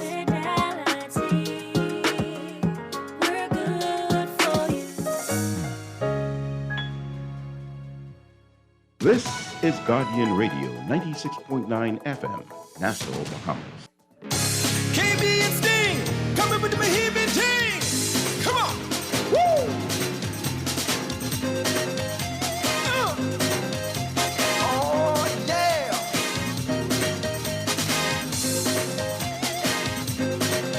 Yes. Eyes of Bohemian, hair and bone and bread. I don't want to live nowhere else, even when I dead. Eyes of Bohemian, and I always late. If you want me there by 9, better tell me come 8. See, Eyes of Bohemian. We are back here with Morning Blend on Guardian Radio 96.9. Coming up in Morning Blend Business, we're going to be talking about carbon trading and carbon credits and what this can mean for the Bahamas and in our fight against global climate change. That's coming up in just a few minutes. We continue now talking about the Laws of Life essay competition. We've got more winners with us this morning. From the senior competition, we have Takia Hulbert with us. And from the video competition, we have Jordan Gibson. Good morning. Great to have you both with us. Good morning. All right. So, Takia. Yes. Tell us about this, the college competition. Yes, I said sir. senior? I said senior, I think I did. Yeah, college competition. So you're still at, what is it, University of the Bahamas? University of the Bahamas. All right. So what made you decide to enter the competition? I am actually a repeat entry. I entered in primary school and again once in high school, but I was unsuccessful in that attempt. And my mom actually got me to enter again because I didn't think that I would. And she hounded me, and I was like, you know what? It's not going to kill me, so I'm going to take it, and I'm going to try. And I wrote the essay, and I came out successful and won this time, which is really amazing. So I was appreciative about that. And there's some great prizes if you win. We've been hearing all morning. Yes, they're lovely prizes. Yeah. They're lovely. All right, so you're going to read a part of your essay for us. We'll get to that in a second. And Jordan, you're part of the winning team for the video competition. Tell us why you decided to do the video. Why go that route? I never really liked writing essays. I feel like videos, there's a lot more elements, the visuals and the audio and then the story, basically. So I felt that I could express my personality and my creativity a lot more through a video than simple words. Yeah. All right. So tell us about it. What was your video about, and how did you get your point across? Okay. And our topic was the more you think you know, the less likely you are to learn. So, concisely, our video was about two kids. They're entering this violin competition, basically, and there's a class taught by this world-renowned violinist. And one of the kids is like, oh, I don't need no master class. I'm already the master. Wow. So they don't go. But the other kid, he goes to the class and he gets all this instruction on technique and amazing skills. And then he ends up winning the competition. So the moral of the story is basically the more you think you know, the less likely you are to learn. Yeah. How long was your video? How long was it supposed to be? The limit was 2 minutes. So that's a lot to get in that 2 minute period. It is a lot to get into a 2 minute period. How long was the process of making it? We produced the video in around like 2 weeks-ish. Most of the filming was done in the 2 weeks, and I quite literally turned the video in like 11:47 before it was due. So, yeah. Yeah. Okay, so which age group are you in? I'm going in my senior year at high school. Okay. So it was the video division, grades 10 to 12. Okay, excellent. That's pretty good. So, and then he can't come back. What? Not to college, Yeah, right? because he won. So Right. he and his teammate, Jaquay Lightfoot, they are students of Windsor Albany campus. So they're not able to enter into that. But then he can enter in the essay competition. So always that, or college. Think Right. about it. All right. Well, congratulations. That sounds wonderful. And we will be able to see that video. Yes, that video has also been uploaded to our Facebook page as well and on the website. Okay. All right. So, Takia, tell us about your essay. Which one did you do? I chose You Cannot Discover New Oceans Until You Lose Sight of the Shore. Yeah. That's a very interesting topic there. All right. So you're going to read a portion of it for us. It's pretty long, but you've chosen I a think very I got the personal piece. Okay. Yeah. All right. So, a law is best described as a universal system of various natural principles, any of which tend to best foster life. Sir John Templeton, banker and philanthropist, provided a list of personal principles that positively impacted his life. One such principle was, you cannot discover new oceans until you lose sight of the shore. This profound law of life speaks to courage and a boundless boldness to step beyond the known and look towards the unknown, or for some, the preconceived unattainable.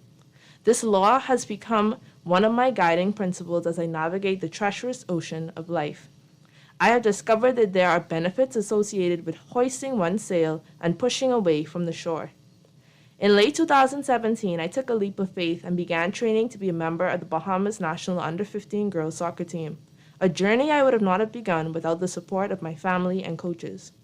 Before training began, I had no real desire to try out for the team after missing my first opportunity. I felt content with just being a club and school player and thought that maybe the national level was beyond my reach. Consequently, I was soon disabused of that notion.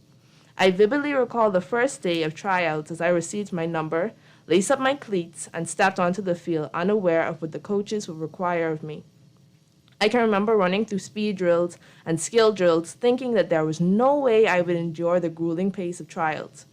Furthermore, I agonizingly recall the harsh power drills we had to endure all before playing an 11 versus 11 scrimmage game. In that moment, I had made up in my mind that there was no way I would qualify for the team, especially after being chosen to be my team's center defender, a position that I felt was truly critical to the success of the team. At the end of the match, I can fondly remember walking into the team circle thinking that despite my most valiant efforts, I would not be good enough. I comforted myself that I had given my all, and that was satisfactory. Delightfully, on that day, not only was my name called, but I was also named in the starting lineup and boarded the flight to Tampa, Florida in August of 2018, wearing my country's colors. Had I chosen to stay anchored to the shore that was school and club soccer, I would have missed the opportunity to explore a brand new ocean and lost the prospect to better my soccer skills and represent my country. One major impediment to exploring new oceans is fear. Oh, yeah, that's powerful stuff there. Thank you so much for sharing that. And we see why you won. We see why you won. Thank you very much, Takia and Jordan and your partner, and to everybody who came here today and shared their story and read part of their essays. We really appreciate it. And so next year, Liesl, we're looking to next year. Yes, definitely. We have already begun planning for next year, so we're going to be launching once again. And Dwight, if you'll have us back, we'll do that introduction again for the 2023 competition. Absolutely. Sometime in November, Lord willing. Okay. We will launch at the end of November. Sounds good. Thank you again to everybody. And this is great stuff, very encouraging, especially this time of year when we look at our country. And good to know that we've got a bright future. Despite all the negativity out there, there's some real hope out on the horizon, right off that shore. All right, we're going to take a break. And when we come back, Morning Blend Business, carbon trading, what is it? Is it going to do anything? We'll get into all that right after the break. Stay with us.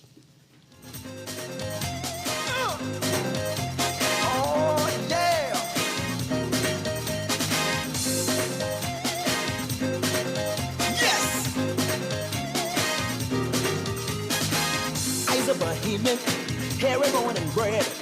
I don't want to live nowhere else, even when I dead. I's a Bahamian, and I always late. If you want me there by 9, better tell me come 8. See, I's a Bahamian, and I don't like say nobody gonna spend my money when I go to my grave. Yes, I's a Bahamian, don't wanna make no fuss, but if you we know, but outside tell them you ain't one of us. Like Andrews grabbing dough, don't act like you don't know, you know. And you know, oh, how a Bahamian go. How they go, how they go, how they go. Oh, don't you know? And you know, yes, and you know. How a Bahamian go. How they go, how they go, how they go. Let's go. So proud to be Bahamian. Yes, man, no work like you ain't know. How a Bahamian go now. Watch this. See, I's a Bahamian, I love to compete, but when my side lose, I say they cheat. See, I's a Bahamian, and I like the Vince. I like the Lakers too, but only when they win. I's a Bahamian, shopping is a thing. Go Miami for 2 days, come back talking with slang. See, I's a Bahamian, I come with a price. You say you want my vote, better treat me right. Them Africa Conky Joe, oh how I love them so they know. And you know, yes, and you how Bahamian go. How they go, how they Wait, you know what's going down tomorrow? Nobody what happening? Joe bring any knife to school, he could do Junior in. For what? Well, he fooled with Joe girl. Mother sick. And you know Junior don't back down for nothing. So that means you got a big fight tomorrow. So whose side you on? Side? I trying to stay in school, not Simpson fan. We gotta tell somebody about this fight. Tell somebody? I ain't no snitch. I mean cool, you know. Wait, if you so cool, then you need to stay in school and stay out of the fight. Yeah, but if I don't hang on Joe's side, how many boys coming for me next? All right, so we definitely gotta tell somebody. We gotta prevent the fight. What I say, I don't want nobody call me snitch. We could just call Crime Stoppers. You could report what you know, and nobody gotta know it's you. So how did I boy? All you gotta do is call them, or you text them through the Crack Crime Bahamas app, and nobody can know it's you. Then the police come looking for me for more info, and when they finish with them, Joe them coming looking for me? When you call Crime Stoppers, the calls go directly to Miami, and they don't ask nothing about you. Then you can get the pen from them, and you can claim a reward later using that same pen. Plus, everything's scrambled, so nobody can read what you saying. Call 328-8477 from Nassau or 242-300-8477 from the Family Islands. Sign your basketball teams up today for the Michael Scooter Reed Peace on the Streets Basketball Classic, August 1st through the 7th at the Hope Center. Get ready for the pastors versus politicians, along with the Phil Lightburn Slam Dunk Contest, then Energy 3-point shootout, along with all championship games, live in living color at the Kendall G. Liza Gymnasium, Sunday, August 7th, beginning at 5 p.m. That's the Michael Scooter Reed Peace on the Street Basketball Classic. For more information, contact 601-4842. The Access Accelerator Small Business Development Center is here to help small businesses throughout the entire Bahamas. To better serve you, we've made it easier to contact us.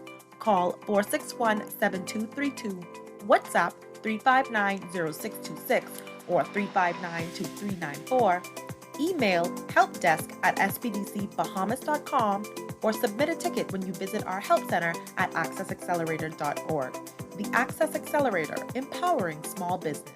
At Western Union, we have different sending options for you to use the one that fits you best. You can send money directly to bank accounts around the world, or for cash pickup by visiting our agent locations. Or you can also start your money transfer in our app and then pay cash in store.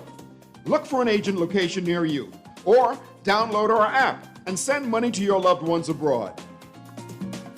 Ready to save? You can put $100 into the CFAL Savings Express Plan and make sure your money keeps growing. Earn interest on your savings while you're sleeping, eating, or standing in line at the bank. Ready to invest? Start by putting $1,000 into our mutual funds and earn interest there too. Because at CFAL, your interest is our interest. Visit cfal.com to start now. CFAL, growing wealth for future generations of Bahamians. This is Guardian Radio, your station for up-to-the-minute news, intelligent, interactive, and engaging conversation. 96.9 FM. The views and opinions of the hosts and guests are their own and do not necessarily reflect the position of the management and staff of Guardian Network. Wake up, it's a new day. Wake up, it's a new day.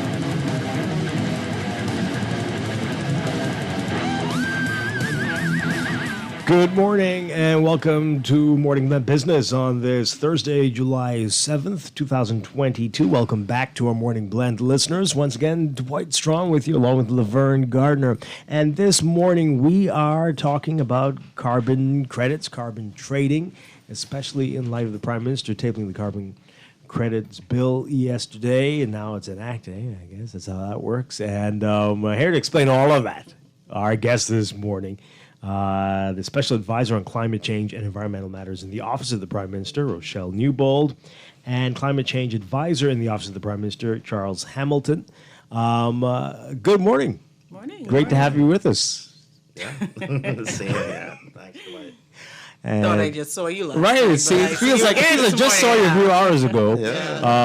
You took part in a town hall meeting last night, and a great information there, and I was honored to be the moderator for the event. But this is a big thing. We had you on a few months ago talking about this, and it's progressed now to where this legislation has been tabled in Parliament. Let's talk about what that means, the significance of this being tabled from where we were when we last spoke on the show about it. And then we'll get into carbon credits and carbon trading, because even after listening to all that has been said already, there's still so much to learn about it. But let's talk about where things stand now with this being tabled. Yeah, so the last time when we would have spoken in regards to this subject matter, we were talking about the concept that we were putting together to put us in a good position to be able to be where we are now, to actually have an act in place, the legislation in place that would put forward the framework under which we would be able to engage in a carbon market transaction. So essentially, we've gone to school, we've learned, we've passed all the tests, and now we're graduated. Now we got to go into the workplace. Now we got to actually start to make the money. Yeah.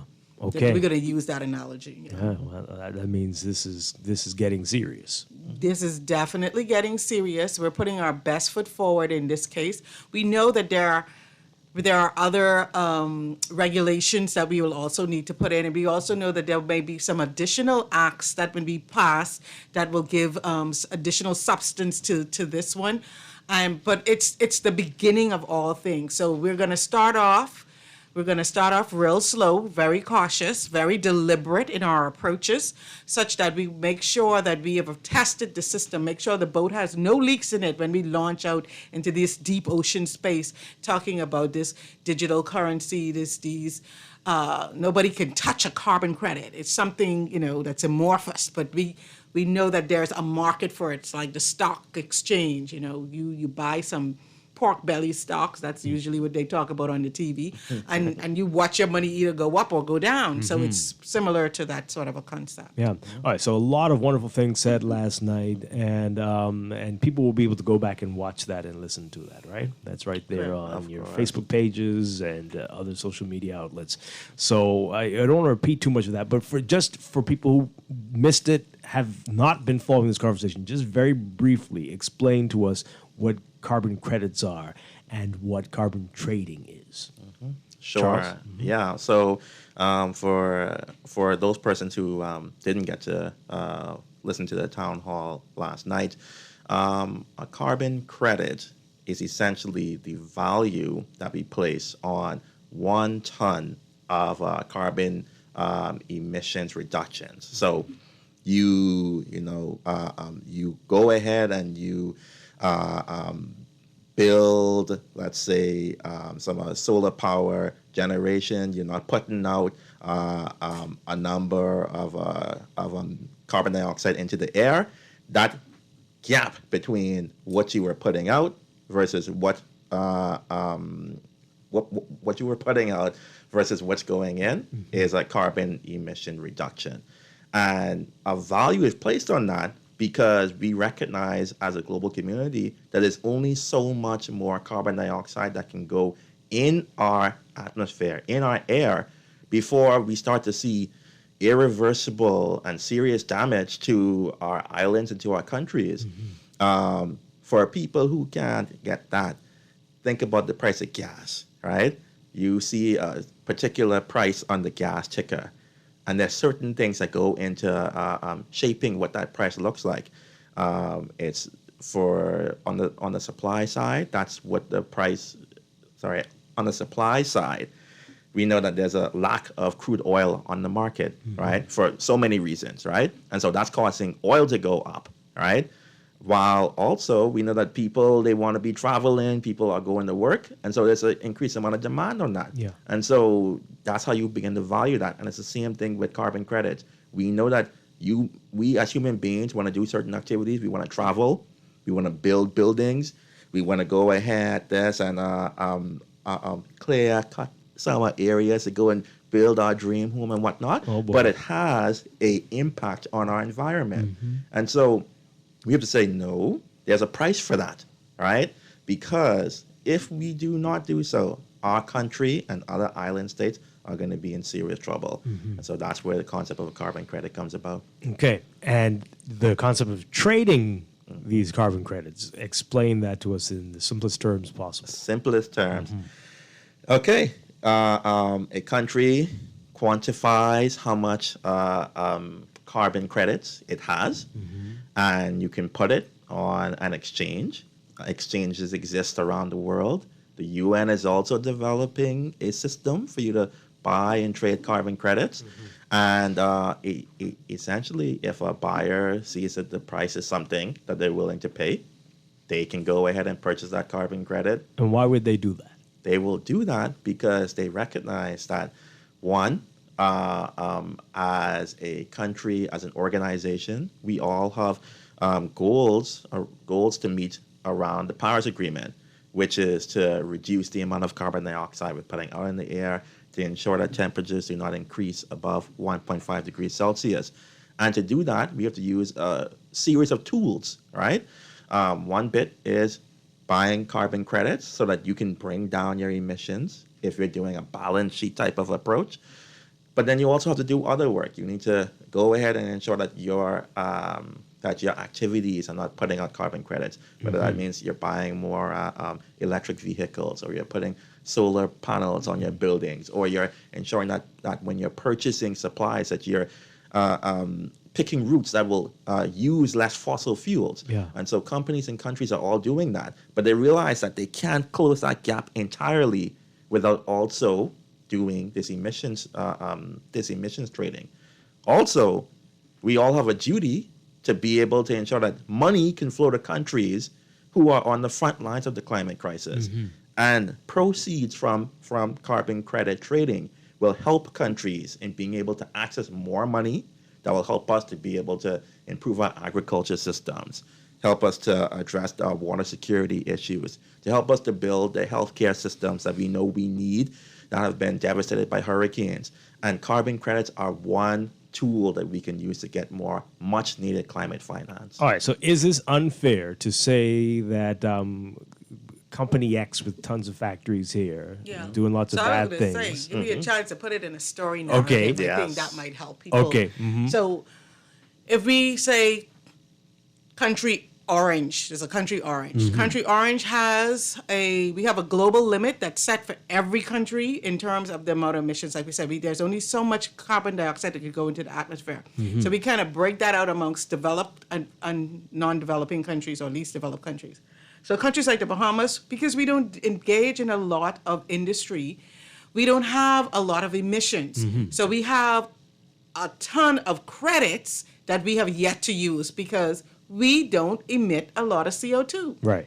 But country orange over here, because they're very involved in big industry, they have a lot of emissions that they have to get, but they do not have a lot of credits because they're emitting so much. They've used up all their credits. Now they're looking to see how they can bridge that gap between where their technology at this time can no longer help them. And now they need to figure out, I have a limit of 100 CO2 emissions that I must give.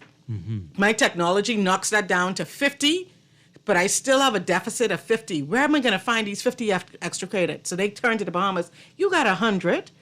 Can I buy 50 from you? And so they will buy that 50 from us, and that's the trading. The trading can occur between governments. The trading can occur between groups of governments, and the tradings can occur between private companies. So the Bahamas government can liaise directly with Amazon or Disney or any private entity, as well as it can engage with Norway or the U.S. or Japan. All right. So who's monitoring to see if country orange is actually changing their behavior as opposed to just buying Hail Marys from places like the Bahamas? So under the Climate Change Convention, every country has to report. We've all put forward targets. We said by certain years we must all be at net zero, no more emissions, no more CO2. So everybody has to report, and what they call ambitious NDCs. So this year you may say, well, for the Bahamas, this year we might say, we have two big emitters, BPL and our transportation industry. So we might say, well, BPL, we're going to be using a lot more solar power energy plants that we're going to be bringing into to decrease the amount. It will never 100% take it away instantaneously because these are progressive developments. Mm-hmm. But then we do that, this first year we do 50. The next year when we report, we can't say, well, last year we do 50. What more you want? They can be like, no, this year you need to do some more. Mm-hmm. So this year we might do 20. So there must be shown an incremental change. And that report that all the countries have to produce is reviewed by all countries. Yeah. So we're all looking at one another to make sure that we're doing what we say we ought to be doing. But are there penalties? I mean, if a country doesn't meet the things they promised that they'd be doing, what will the world collectively do? Sure, yeah. So first things first, as it's been set out in the Paris Agreement, if you are not meeting your national climate action plans or your NDCs, then persons will be unlikely to sell carbon credits to you because the whole goal of selling carbon credits is to help with addressing your national climate action plan. Additionally, we're seeing that there's global pressure being applied, right?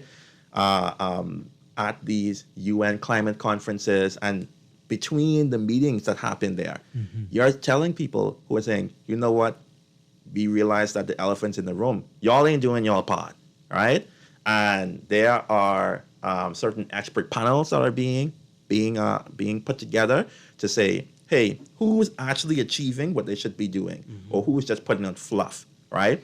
And currently, there are rules being put together on what penalties would happen if countries are not moving forward. That's still being debated. Right. But I think the strongest driver right now is the grassroots pressure that is being applied to these countries, because some of the big emitters, they know and they are terrified because they realize that they can't ignore what they've been doing over the past decades.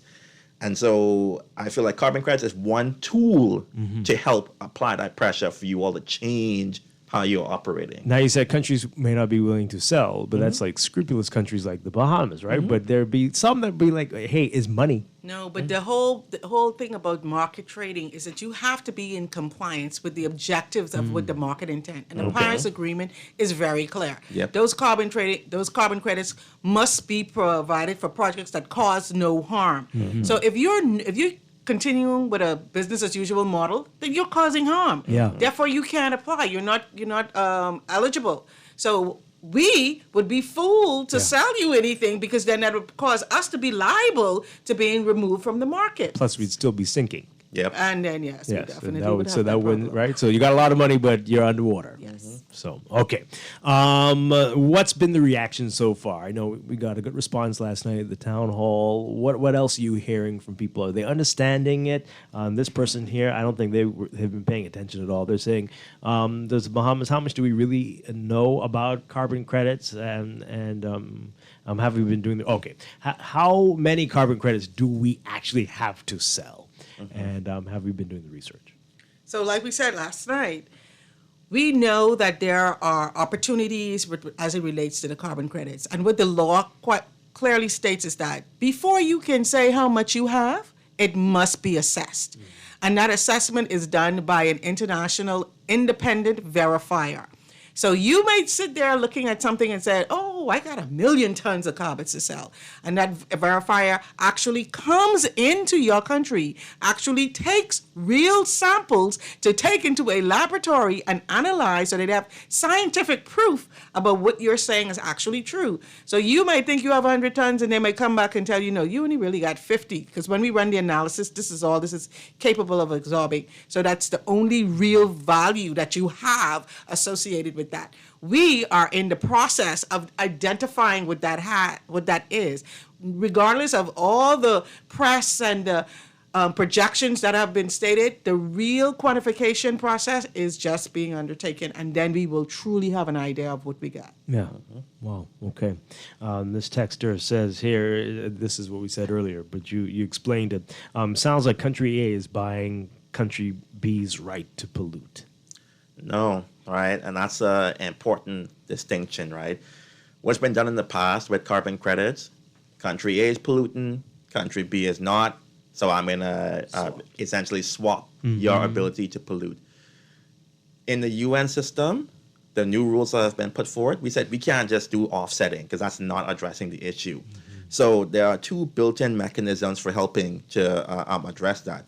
One is that automatically you pay 5% of a share of proceeds to help poor countries that are at the front lines of climate change, to provide us with financing to help to adapt to climate change. So again, helping with our agriculture, helping with our water, helping with our health systems, our infrastructure, etc. So you just ain't buying money and thinking, okay, y'all get the money, so that's good. No, you also have to pay a tax, if you want to call that, right, to be able to buy this. And second of all, there is something called a cancellation rate, right? So you are not just buying one-to-one carbon credits, right? A portion of that carbon credit is put aside that cannot be bought or sold or used by any country or any entity, because we need to be able to show that actually we're not just shifting pollution, but we're actually trying to build up a metric of accounting to show that that our emissions are actually going down. Because if you're just offsetting one-to-one, you are not preventing this whole issue that we're heading down with carbon being put out in the air. So if you actually want to be able to address the gap in your country A, that's polluting, right? And you want to buy carbon credits, let's say that you need 100 carbon credits, you will have to buy 102 carbon credits from the bombers, because 2 of those credits would go and be held into an account to not be bought or sold, so that we're not greenwashing and we're not actually addressing the issue, which is that carbon emissions need to go down. And a one-to-one exchange is not helping that. Yeah, okay. All right, so we know a lot is banking on this then. Deforestation is a major problem. We've got from natural causes, hurricanes and stuff like that, but we also have people going out and doing some not so good stuff. Let's talk about that and the impact that has on our potential carbon credits in total. And what is that going to mean for us going forward? Am I going to have pressure on me not to clear my property if I want to build? Am I going to be forced to live in a tree house? What type of stuff are we looking at here in order to preserve our carbon credit database? Yeah, like we said last night, the issue of the forest and the land clearing, there are already regulations that govern that. What we have is just people engaging in illegal activities, and that needs to be stopped. If we don't do that, then yes, we as a people will feel the brunt of that lack of enforcement. The forest isn't something that's part of the carbon credit process, because we've already identified that as part of our NDCs. So that is nothing that we can sell to anybody. We've retained that for our own use. So that belongs to us. The benefits from that only can be accrued by us. So when our friends, neighbors, family, and cousins and all that are illegally removing those trees, then the only persons that they are hurting is us. And that's what needs to be stopped. So this isn't a matter of whether carbon credits are going to be impacted by the forest. The forest isn't part of the financial platform for the carbon credits, because we've already reported to the UN before we got into this market space that our natural biodiversity as it relates to the forest will be retained for our mitigation rights, nobody else's. So now what we need to do is really crack down on these illegal activities, because when we move into this new market with these new resources, everybody is going to be looking at us to say whether or not we run in a pirate type country, or we're really talking about sustainable development, sustainable environment, and sustainably trying to do our part for the global redress on climate matters. So definitely any new things are going to be protected, and we will have to see a better implementation of the protection process that we put in place. And while we do that, we will also need to address this this issue of lack of enforcement that has been occurring with the things that we've already identified that is solely for our use. So hopefully these two mutual things will come in to build the carbon credits market, would help to build capacity for the enforcement on the natural resource end that we already have. The key point about the carbon credit market is the profits that come out from that have to feed back into the bolstering, the strengthening, the building up of the natural environment in country.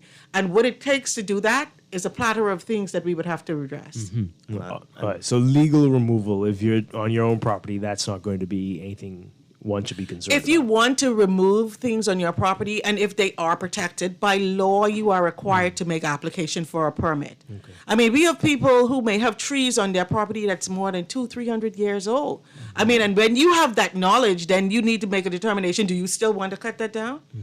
And if you cut that down, then you're going to be releasing a lot of CO2 back into the atmosphere. So in our review of your permit application, we will then determine whether or not you need to redesign this, because this tree is contributing more to our environment than whatever the structure is that you have.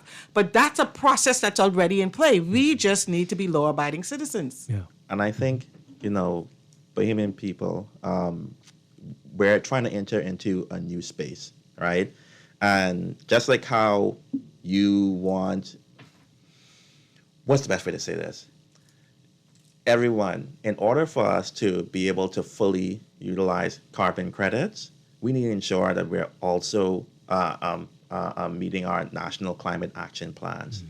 We have said that our trees, our forests are an important part of that. And so it's in our best interest, if you see something illegal happening, or if you feel as though, you know what, this is tree, I want to clear this down, or like I want this field to go and, dig up the... What is the impact on the long term? Are you looking at a short-term gain that's going to impact our long-term viability, right? Do you not want to ensure that we can bring in the finances in a sustainable way for you, your children, and your children's children to be able to benefit at the end of the day? I know that we have needs for today, but we need to be able to show that we value our environment, because our environment can bring us financial protection. Somebody's asking that right now on our text line. How can we report somebody who's cutting down trees and polluting the land, maybe even with derelict vehicles? What do you do in situations like this? You document it, and then you submit it to the proper authorities. I mean, some people have the courage to, confront individuals and, to try to intervene to make them stop it, or they can call the police to come out there and do it, or you on the Ministry of Environment and Natural Resources, the forestry unit within that ministry, the Ministry of Agriculture, all these agencies of government need information, because they're not there. You're there. You're seeing it. You need to report it. Document it by foot. We love the cell phones. We love the videos. And people have been doing that as well, I will say. You see a lot of that circulating too. All of that is evidence that can be used in the court when we get to that point to redress. But it can't be he said, because I left that tree there this morning. When I come back, it was gone. I don't know who did it. Wow. But I also wanted to point it out too, that not only the issue of the carbon retention that we're having, the thing is, the Bahamas has a lot of endemics that are found nowhere else in the world. So while they may be familiar commodities to us, those pine forests are nowhere else in the world. They are only here in this country. And if we seek to eradicate them, then it would be a global extinction process. I think you were saying it's not as simple as trying to replant them. It's not. It's the pine forest reproductive process is not as simple as, I can just get a seed and put it in the ground. No, fire is a part of their reproductive process. So it's very complicated. It's easier to leave what has been naturally occurring in place and allow it to do the job that God intended to do than try to mastermind and figure out and maneuver and re-engineer. All of that takes time, energy, and resources. Why are we going through all that when what's there is doing its job? And what all we need to do is reconstruct the desires we want and how we want to mold and shape the land. Work in tandem with. Boy, so those forest fires are very important, eh?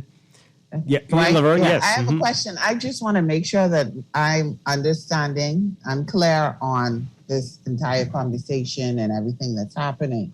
So when we enter this market, let me say, as we're preparing to enter this market, we also it's not just a matter of us selling carbon credits to whomever. We also bear a responsibility to continue to try to limit our emissions, and any money that we make, we also have to have a portion of that go into protecting our environment. Is that correct? That is very much so correct. The Paris Agreement, which is also a part of the Act, clearly identifies how the funding that is generated from the carbon markets is to be reused. And most of those are, like I said, to go back in to deal with the environmental matters. It also talks about the social issues, that it should foster livelihoods, because you could protect the environment all you want. If people are not benefiting, if their livelihoods are impacted, it's not going to be sustainable. It talks also about providing funding to build capacity within your country. So we need to deal with the issue on an educational level as well as a health level. So this carbon market, these proceeds feed back into things that all of us as human beings would want to see, not only for ourselves, but for our children, our children's children, and the country in general. So I don't want people to think this some sort of hand come, hand go sort of scenario. No, it's about enhancing and building up the country, because we don't have, if you're talking about a $4.6 billion impact from a hurricane, having that hit us year after year after, we will be a country in poverty quicker than you would want to think. Yeah. And even if we look at the international financial resources that are available for us, these things are not readily available, like you go to the bank and you sign a paper and you get a loan. No, we got to do projects, we got to write this, we got to show justification, we got to wait 2 years for it to get reviewed by their boards and whatever before that funding come back to us, and then it can come back to us with all kind of stipulations and restrictions as to how this money can be used. If we are the controllers of our own financial destiny, the needs are of the country in our most immediate activities. So I don't need to go to you to ask you. I have my money. If I see this need, I can address this right away. I can plan. I can purposely plan how I wish to move or improve certain sectors in our society. Mm-hmm. Last night we talked about there are two emitters in this country: the energy provider, BPL, and our transportation system. Yeah, somebody's asking about that right now, these buses we have on the streets. Right. So we can all easily point fingers at the buses, right? But I also want to draw attention to the fact that these $2,000 Japanese cars, like we say, where there is no value applied to something, it's discarded. Well, when you all figure we could buy a car for $2,000? You got to understand, they are releasing themselves from these vehicles because they are also transforming their own country, right? They're moving into non-fossil fuel vehicles. And so they're willing to sell that for little or nothing to anybody else because they need to get rid of that. And so here we are. This is a primitive form of carbon credit trading. So now here we are building up all these vehicles because everybody need a car. And in short order, there will be no parts for these vehicles because nobody will be making them. Everybody will be switching over to non-fossil fuel engines, right? And EVs. What are we going to do with these cars in this country? So we will have to figure out ways of addressing this. We will have to figure out ways how to deal with BPL. BPL is a situation that we have known for a long time. The solutions have been there. We're going to renewables as quickly as we possibly can. Deal with that. Do you know if we're addressing the bus system? Because people talk about it. Renewables? Yes, electric, there are lots of projects that are on the table in terms of reducing our needs for fossil fuel imports into this country. Okay. All right. Let's take this call. Caller, good morning. You're on the air. Yes, sir. Good morning to you and your guest. Hi. You know, I would like your guest to explain the government itself giving foreign investors leeway to cut thousands of acres of forest and what you call it, shores and mangroves and the like. You know, how do they address it? To these corporates and these are private interest groups. You see, how do they explain that? Thank you. Okay. Well, I'm happy to say that, there are laws in this land. The law doesn't say this applies only to Bahamians. It applies to everybody, foreign, non-foreign, Bahamian, non-Bahamian. Anybody who wishes to engage in development, the law requires them to get a certificate of environmental clearance from the Department of Environmental Planning and Protection. You want to clear something to build a hotel, you need a CEC. In order to get your CEC, a determination is made as to whether or not an environmental impact assessment needs to be done.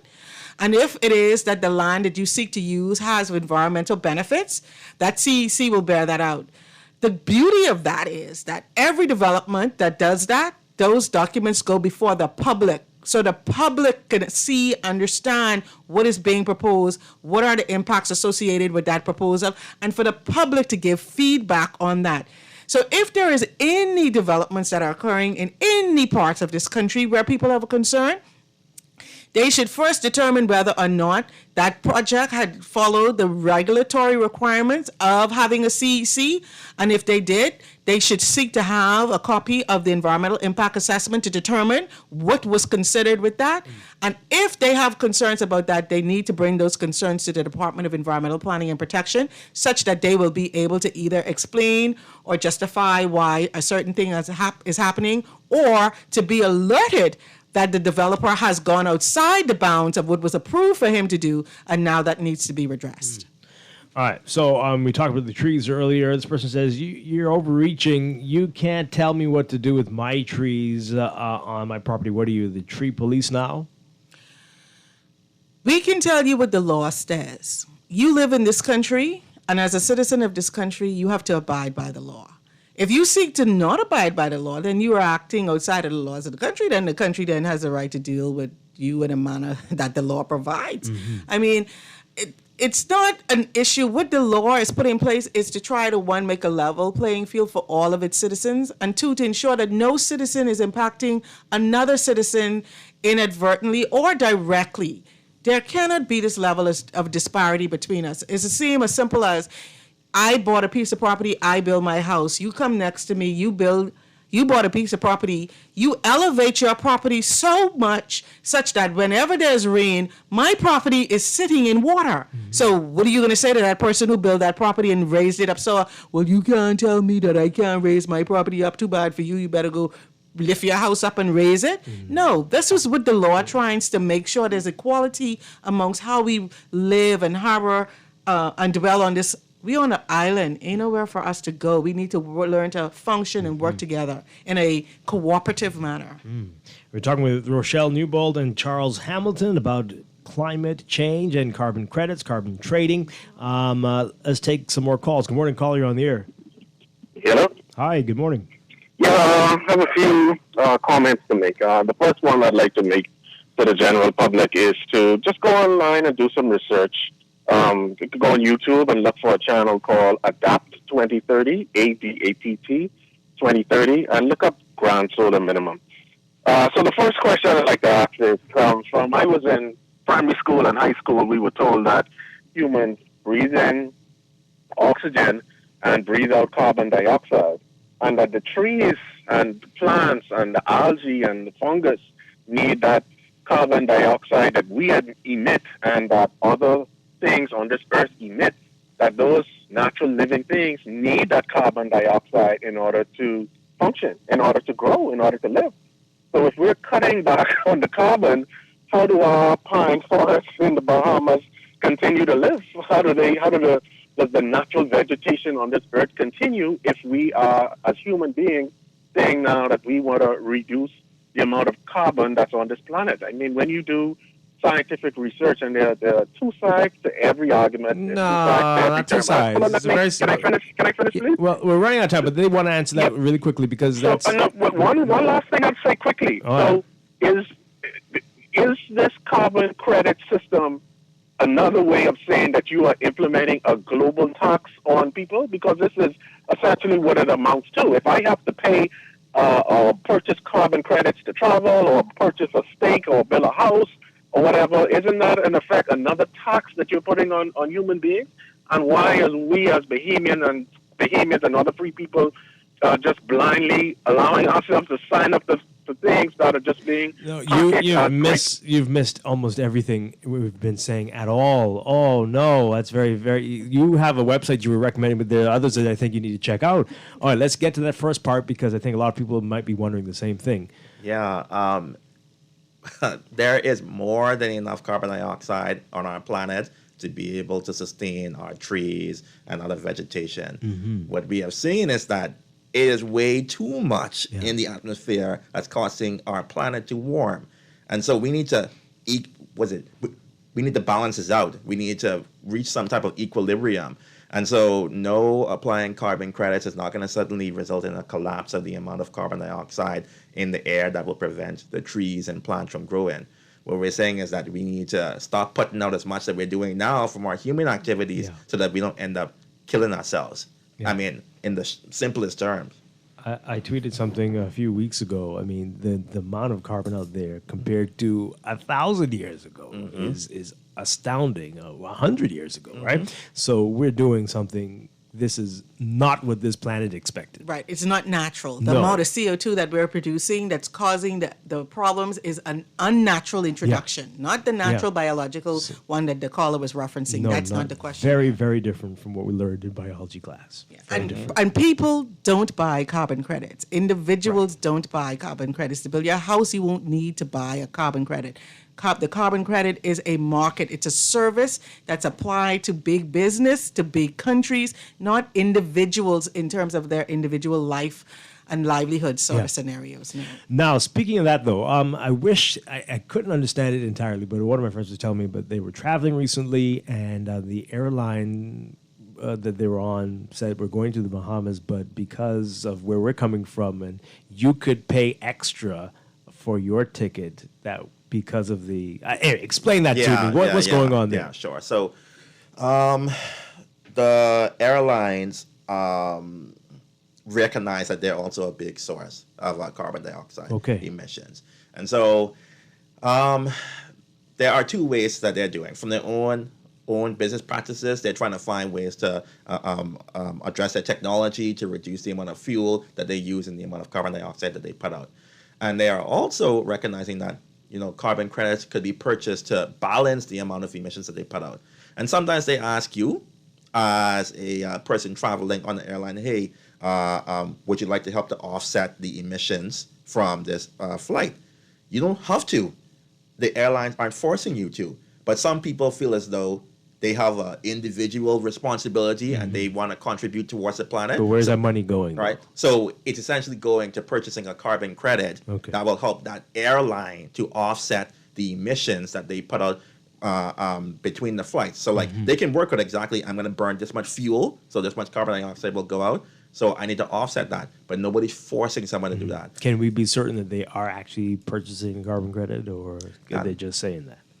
That's also a good thing, and I think that will also be up to the individual consumer to also follow that. But also, there's another thing called Corsia that allows for airlines to trade carbon credits, and these airlines also don't want to mess up their ability to be able to trade carbon credits in this Corsia market. So I would say this, that it is unlikely that if you are paying money towards offsetting your carbon emissions on a flight, that it's not going towards the carbon credit system. But I would also tell people that we all have to recognize as a global community that everything that we do has a carbon footprint to it. And so we have to take personal responsibility. Corporations have to take personal responsibility. Governments need to take personal responsibility to be able to address these things in whatever shape and form. And just to put a plug there, like for women, fast fashion. All this clothing that we gotta buy the spring outfit, the summer outfit, the winter outfit. All these wardrobes, these are called fast fashion, and they're causing industries to put out a lot of carbon emissions because they gotta produce these clothing. How much clothes we need? How much shoes we need? We now see that they're going from one extreme to the next, the minimalist, right? They're trying to cut down everything, their waste, their consumption. Everything we do has a carbon footprint. And like we said, just a few minutes ago, this is not the biological processes that are putting the CO2. It's what we're doing, what we're consuming, how we're living our lifestyle, the demand that we're creating for certain things. That's what's causing us to keep pushing this needle up higher and higher and higher. Mm-hmm. A lot more calls coming. We are out of time. So quickly, in 30 seconds, can you do it in 30? What is next? So we've tabled the bill. What are the timelines like? When are we likely to get that evaluation done on what we have to offer in terms of carbon credits? And then when will we see the trading begin? I think we would say that we hope to see something moving before the end of year, most definitely. Yeah. There are things that are in the works. I think the Prime Minister will address the public, the Bahamian people, about what's going to happen most assuredly with respect to this. And then we'll see a lot of legislation that continues to embrace and inform and empower this activity moving forward. Because everything, the I's, T's, and ducks in a row, gotta be there. All right. Well, it's very exciting. It's still a lot that we can all learn from this. And so, as you said, check you all out on your social media. And it's a long name. CCEAU. All night long. I was dreaming about that last night. Right. But again, the easy way to remember it, CCEAU. Correct. But remember it, C2O. Two C's, right? EAU. Yep. Right? C2. That's very creative. Who came up with that? That was really good. I like it. You like it, right? Yeah. Charles Hamilton and Rochelle Newbold, always a pleasure. Thank you so much for being here. And again, thank you for last night. The town hall was great, and you put out a lot of great information. And this morning as well. Thank you. Laverne Gardner, thank you so much. Always a pleasure. Thank you, too. And happy Independence to you. Happy Independence to our guests. Yes, I'll be back tomorrow. We're going to have a likewise. special show tomorrow talking about independence and where we are and where we want to be. And we want all of you to contribute to that as well tomorrow. I'll be back then. Until then, have a great one, everybody. Stay tuned for On the Clock with Aaron Green coming up next.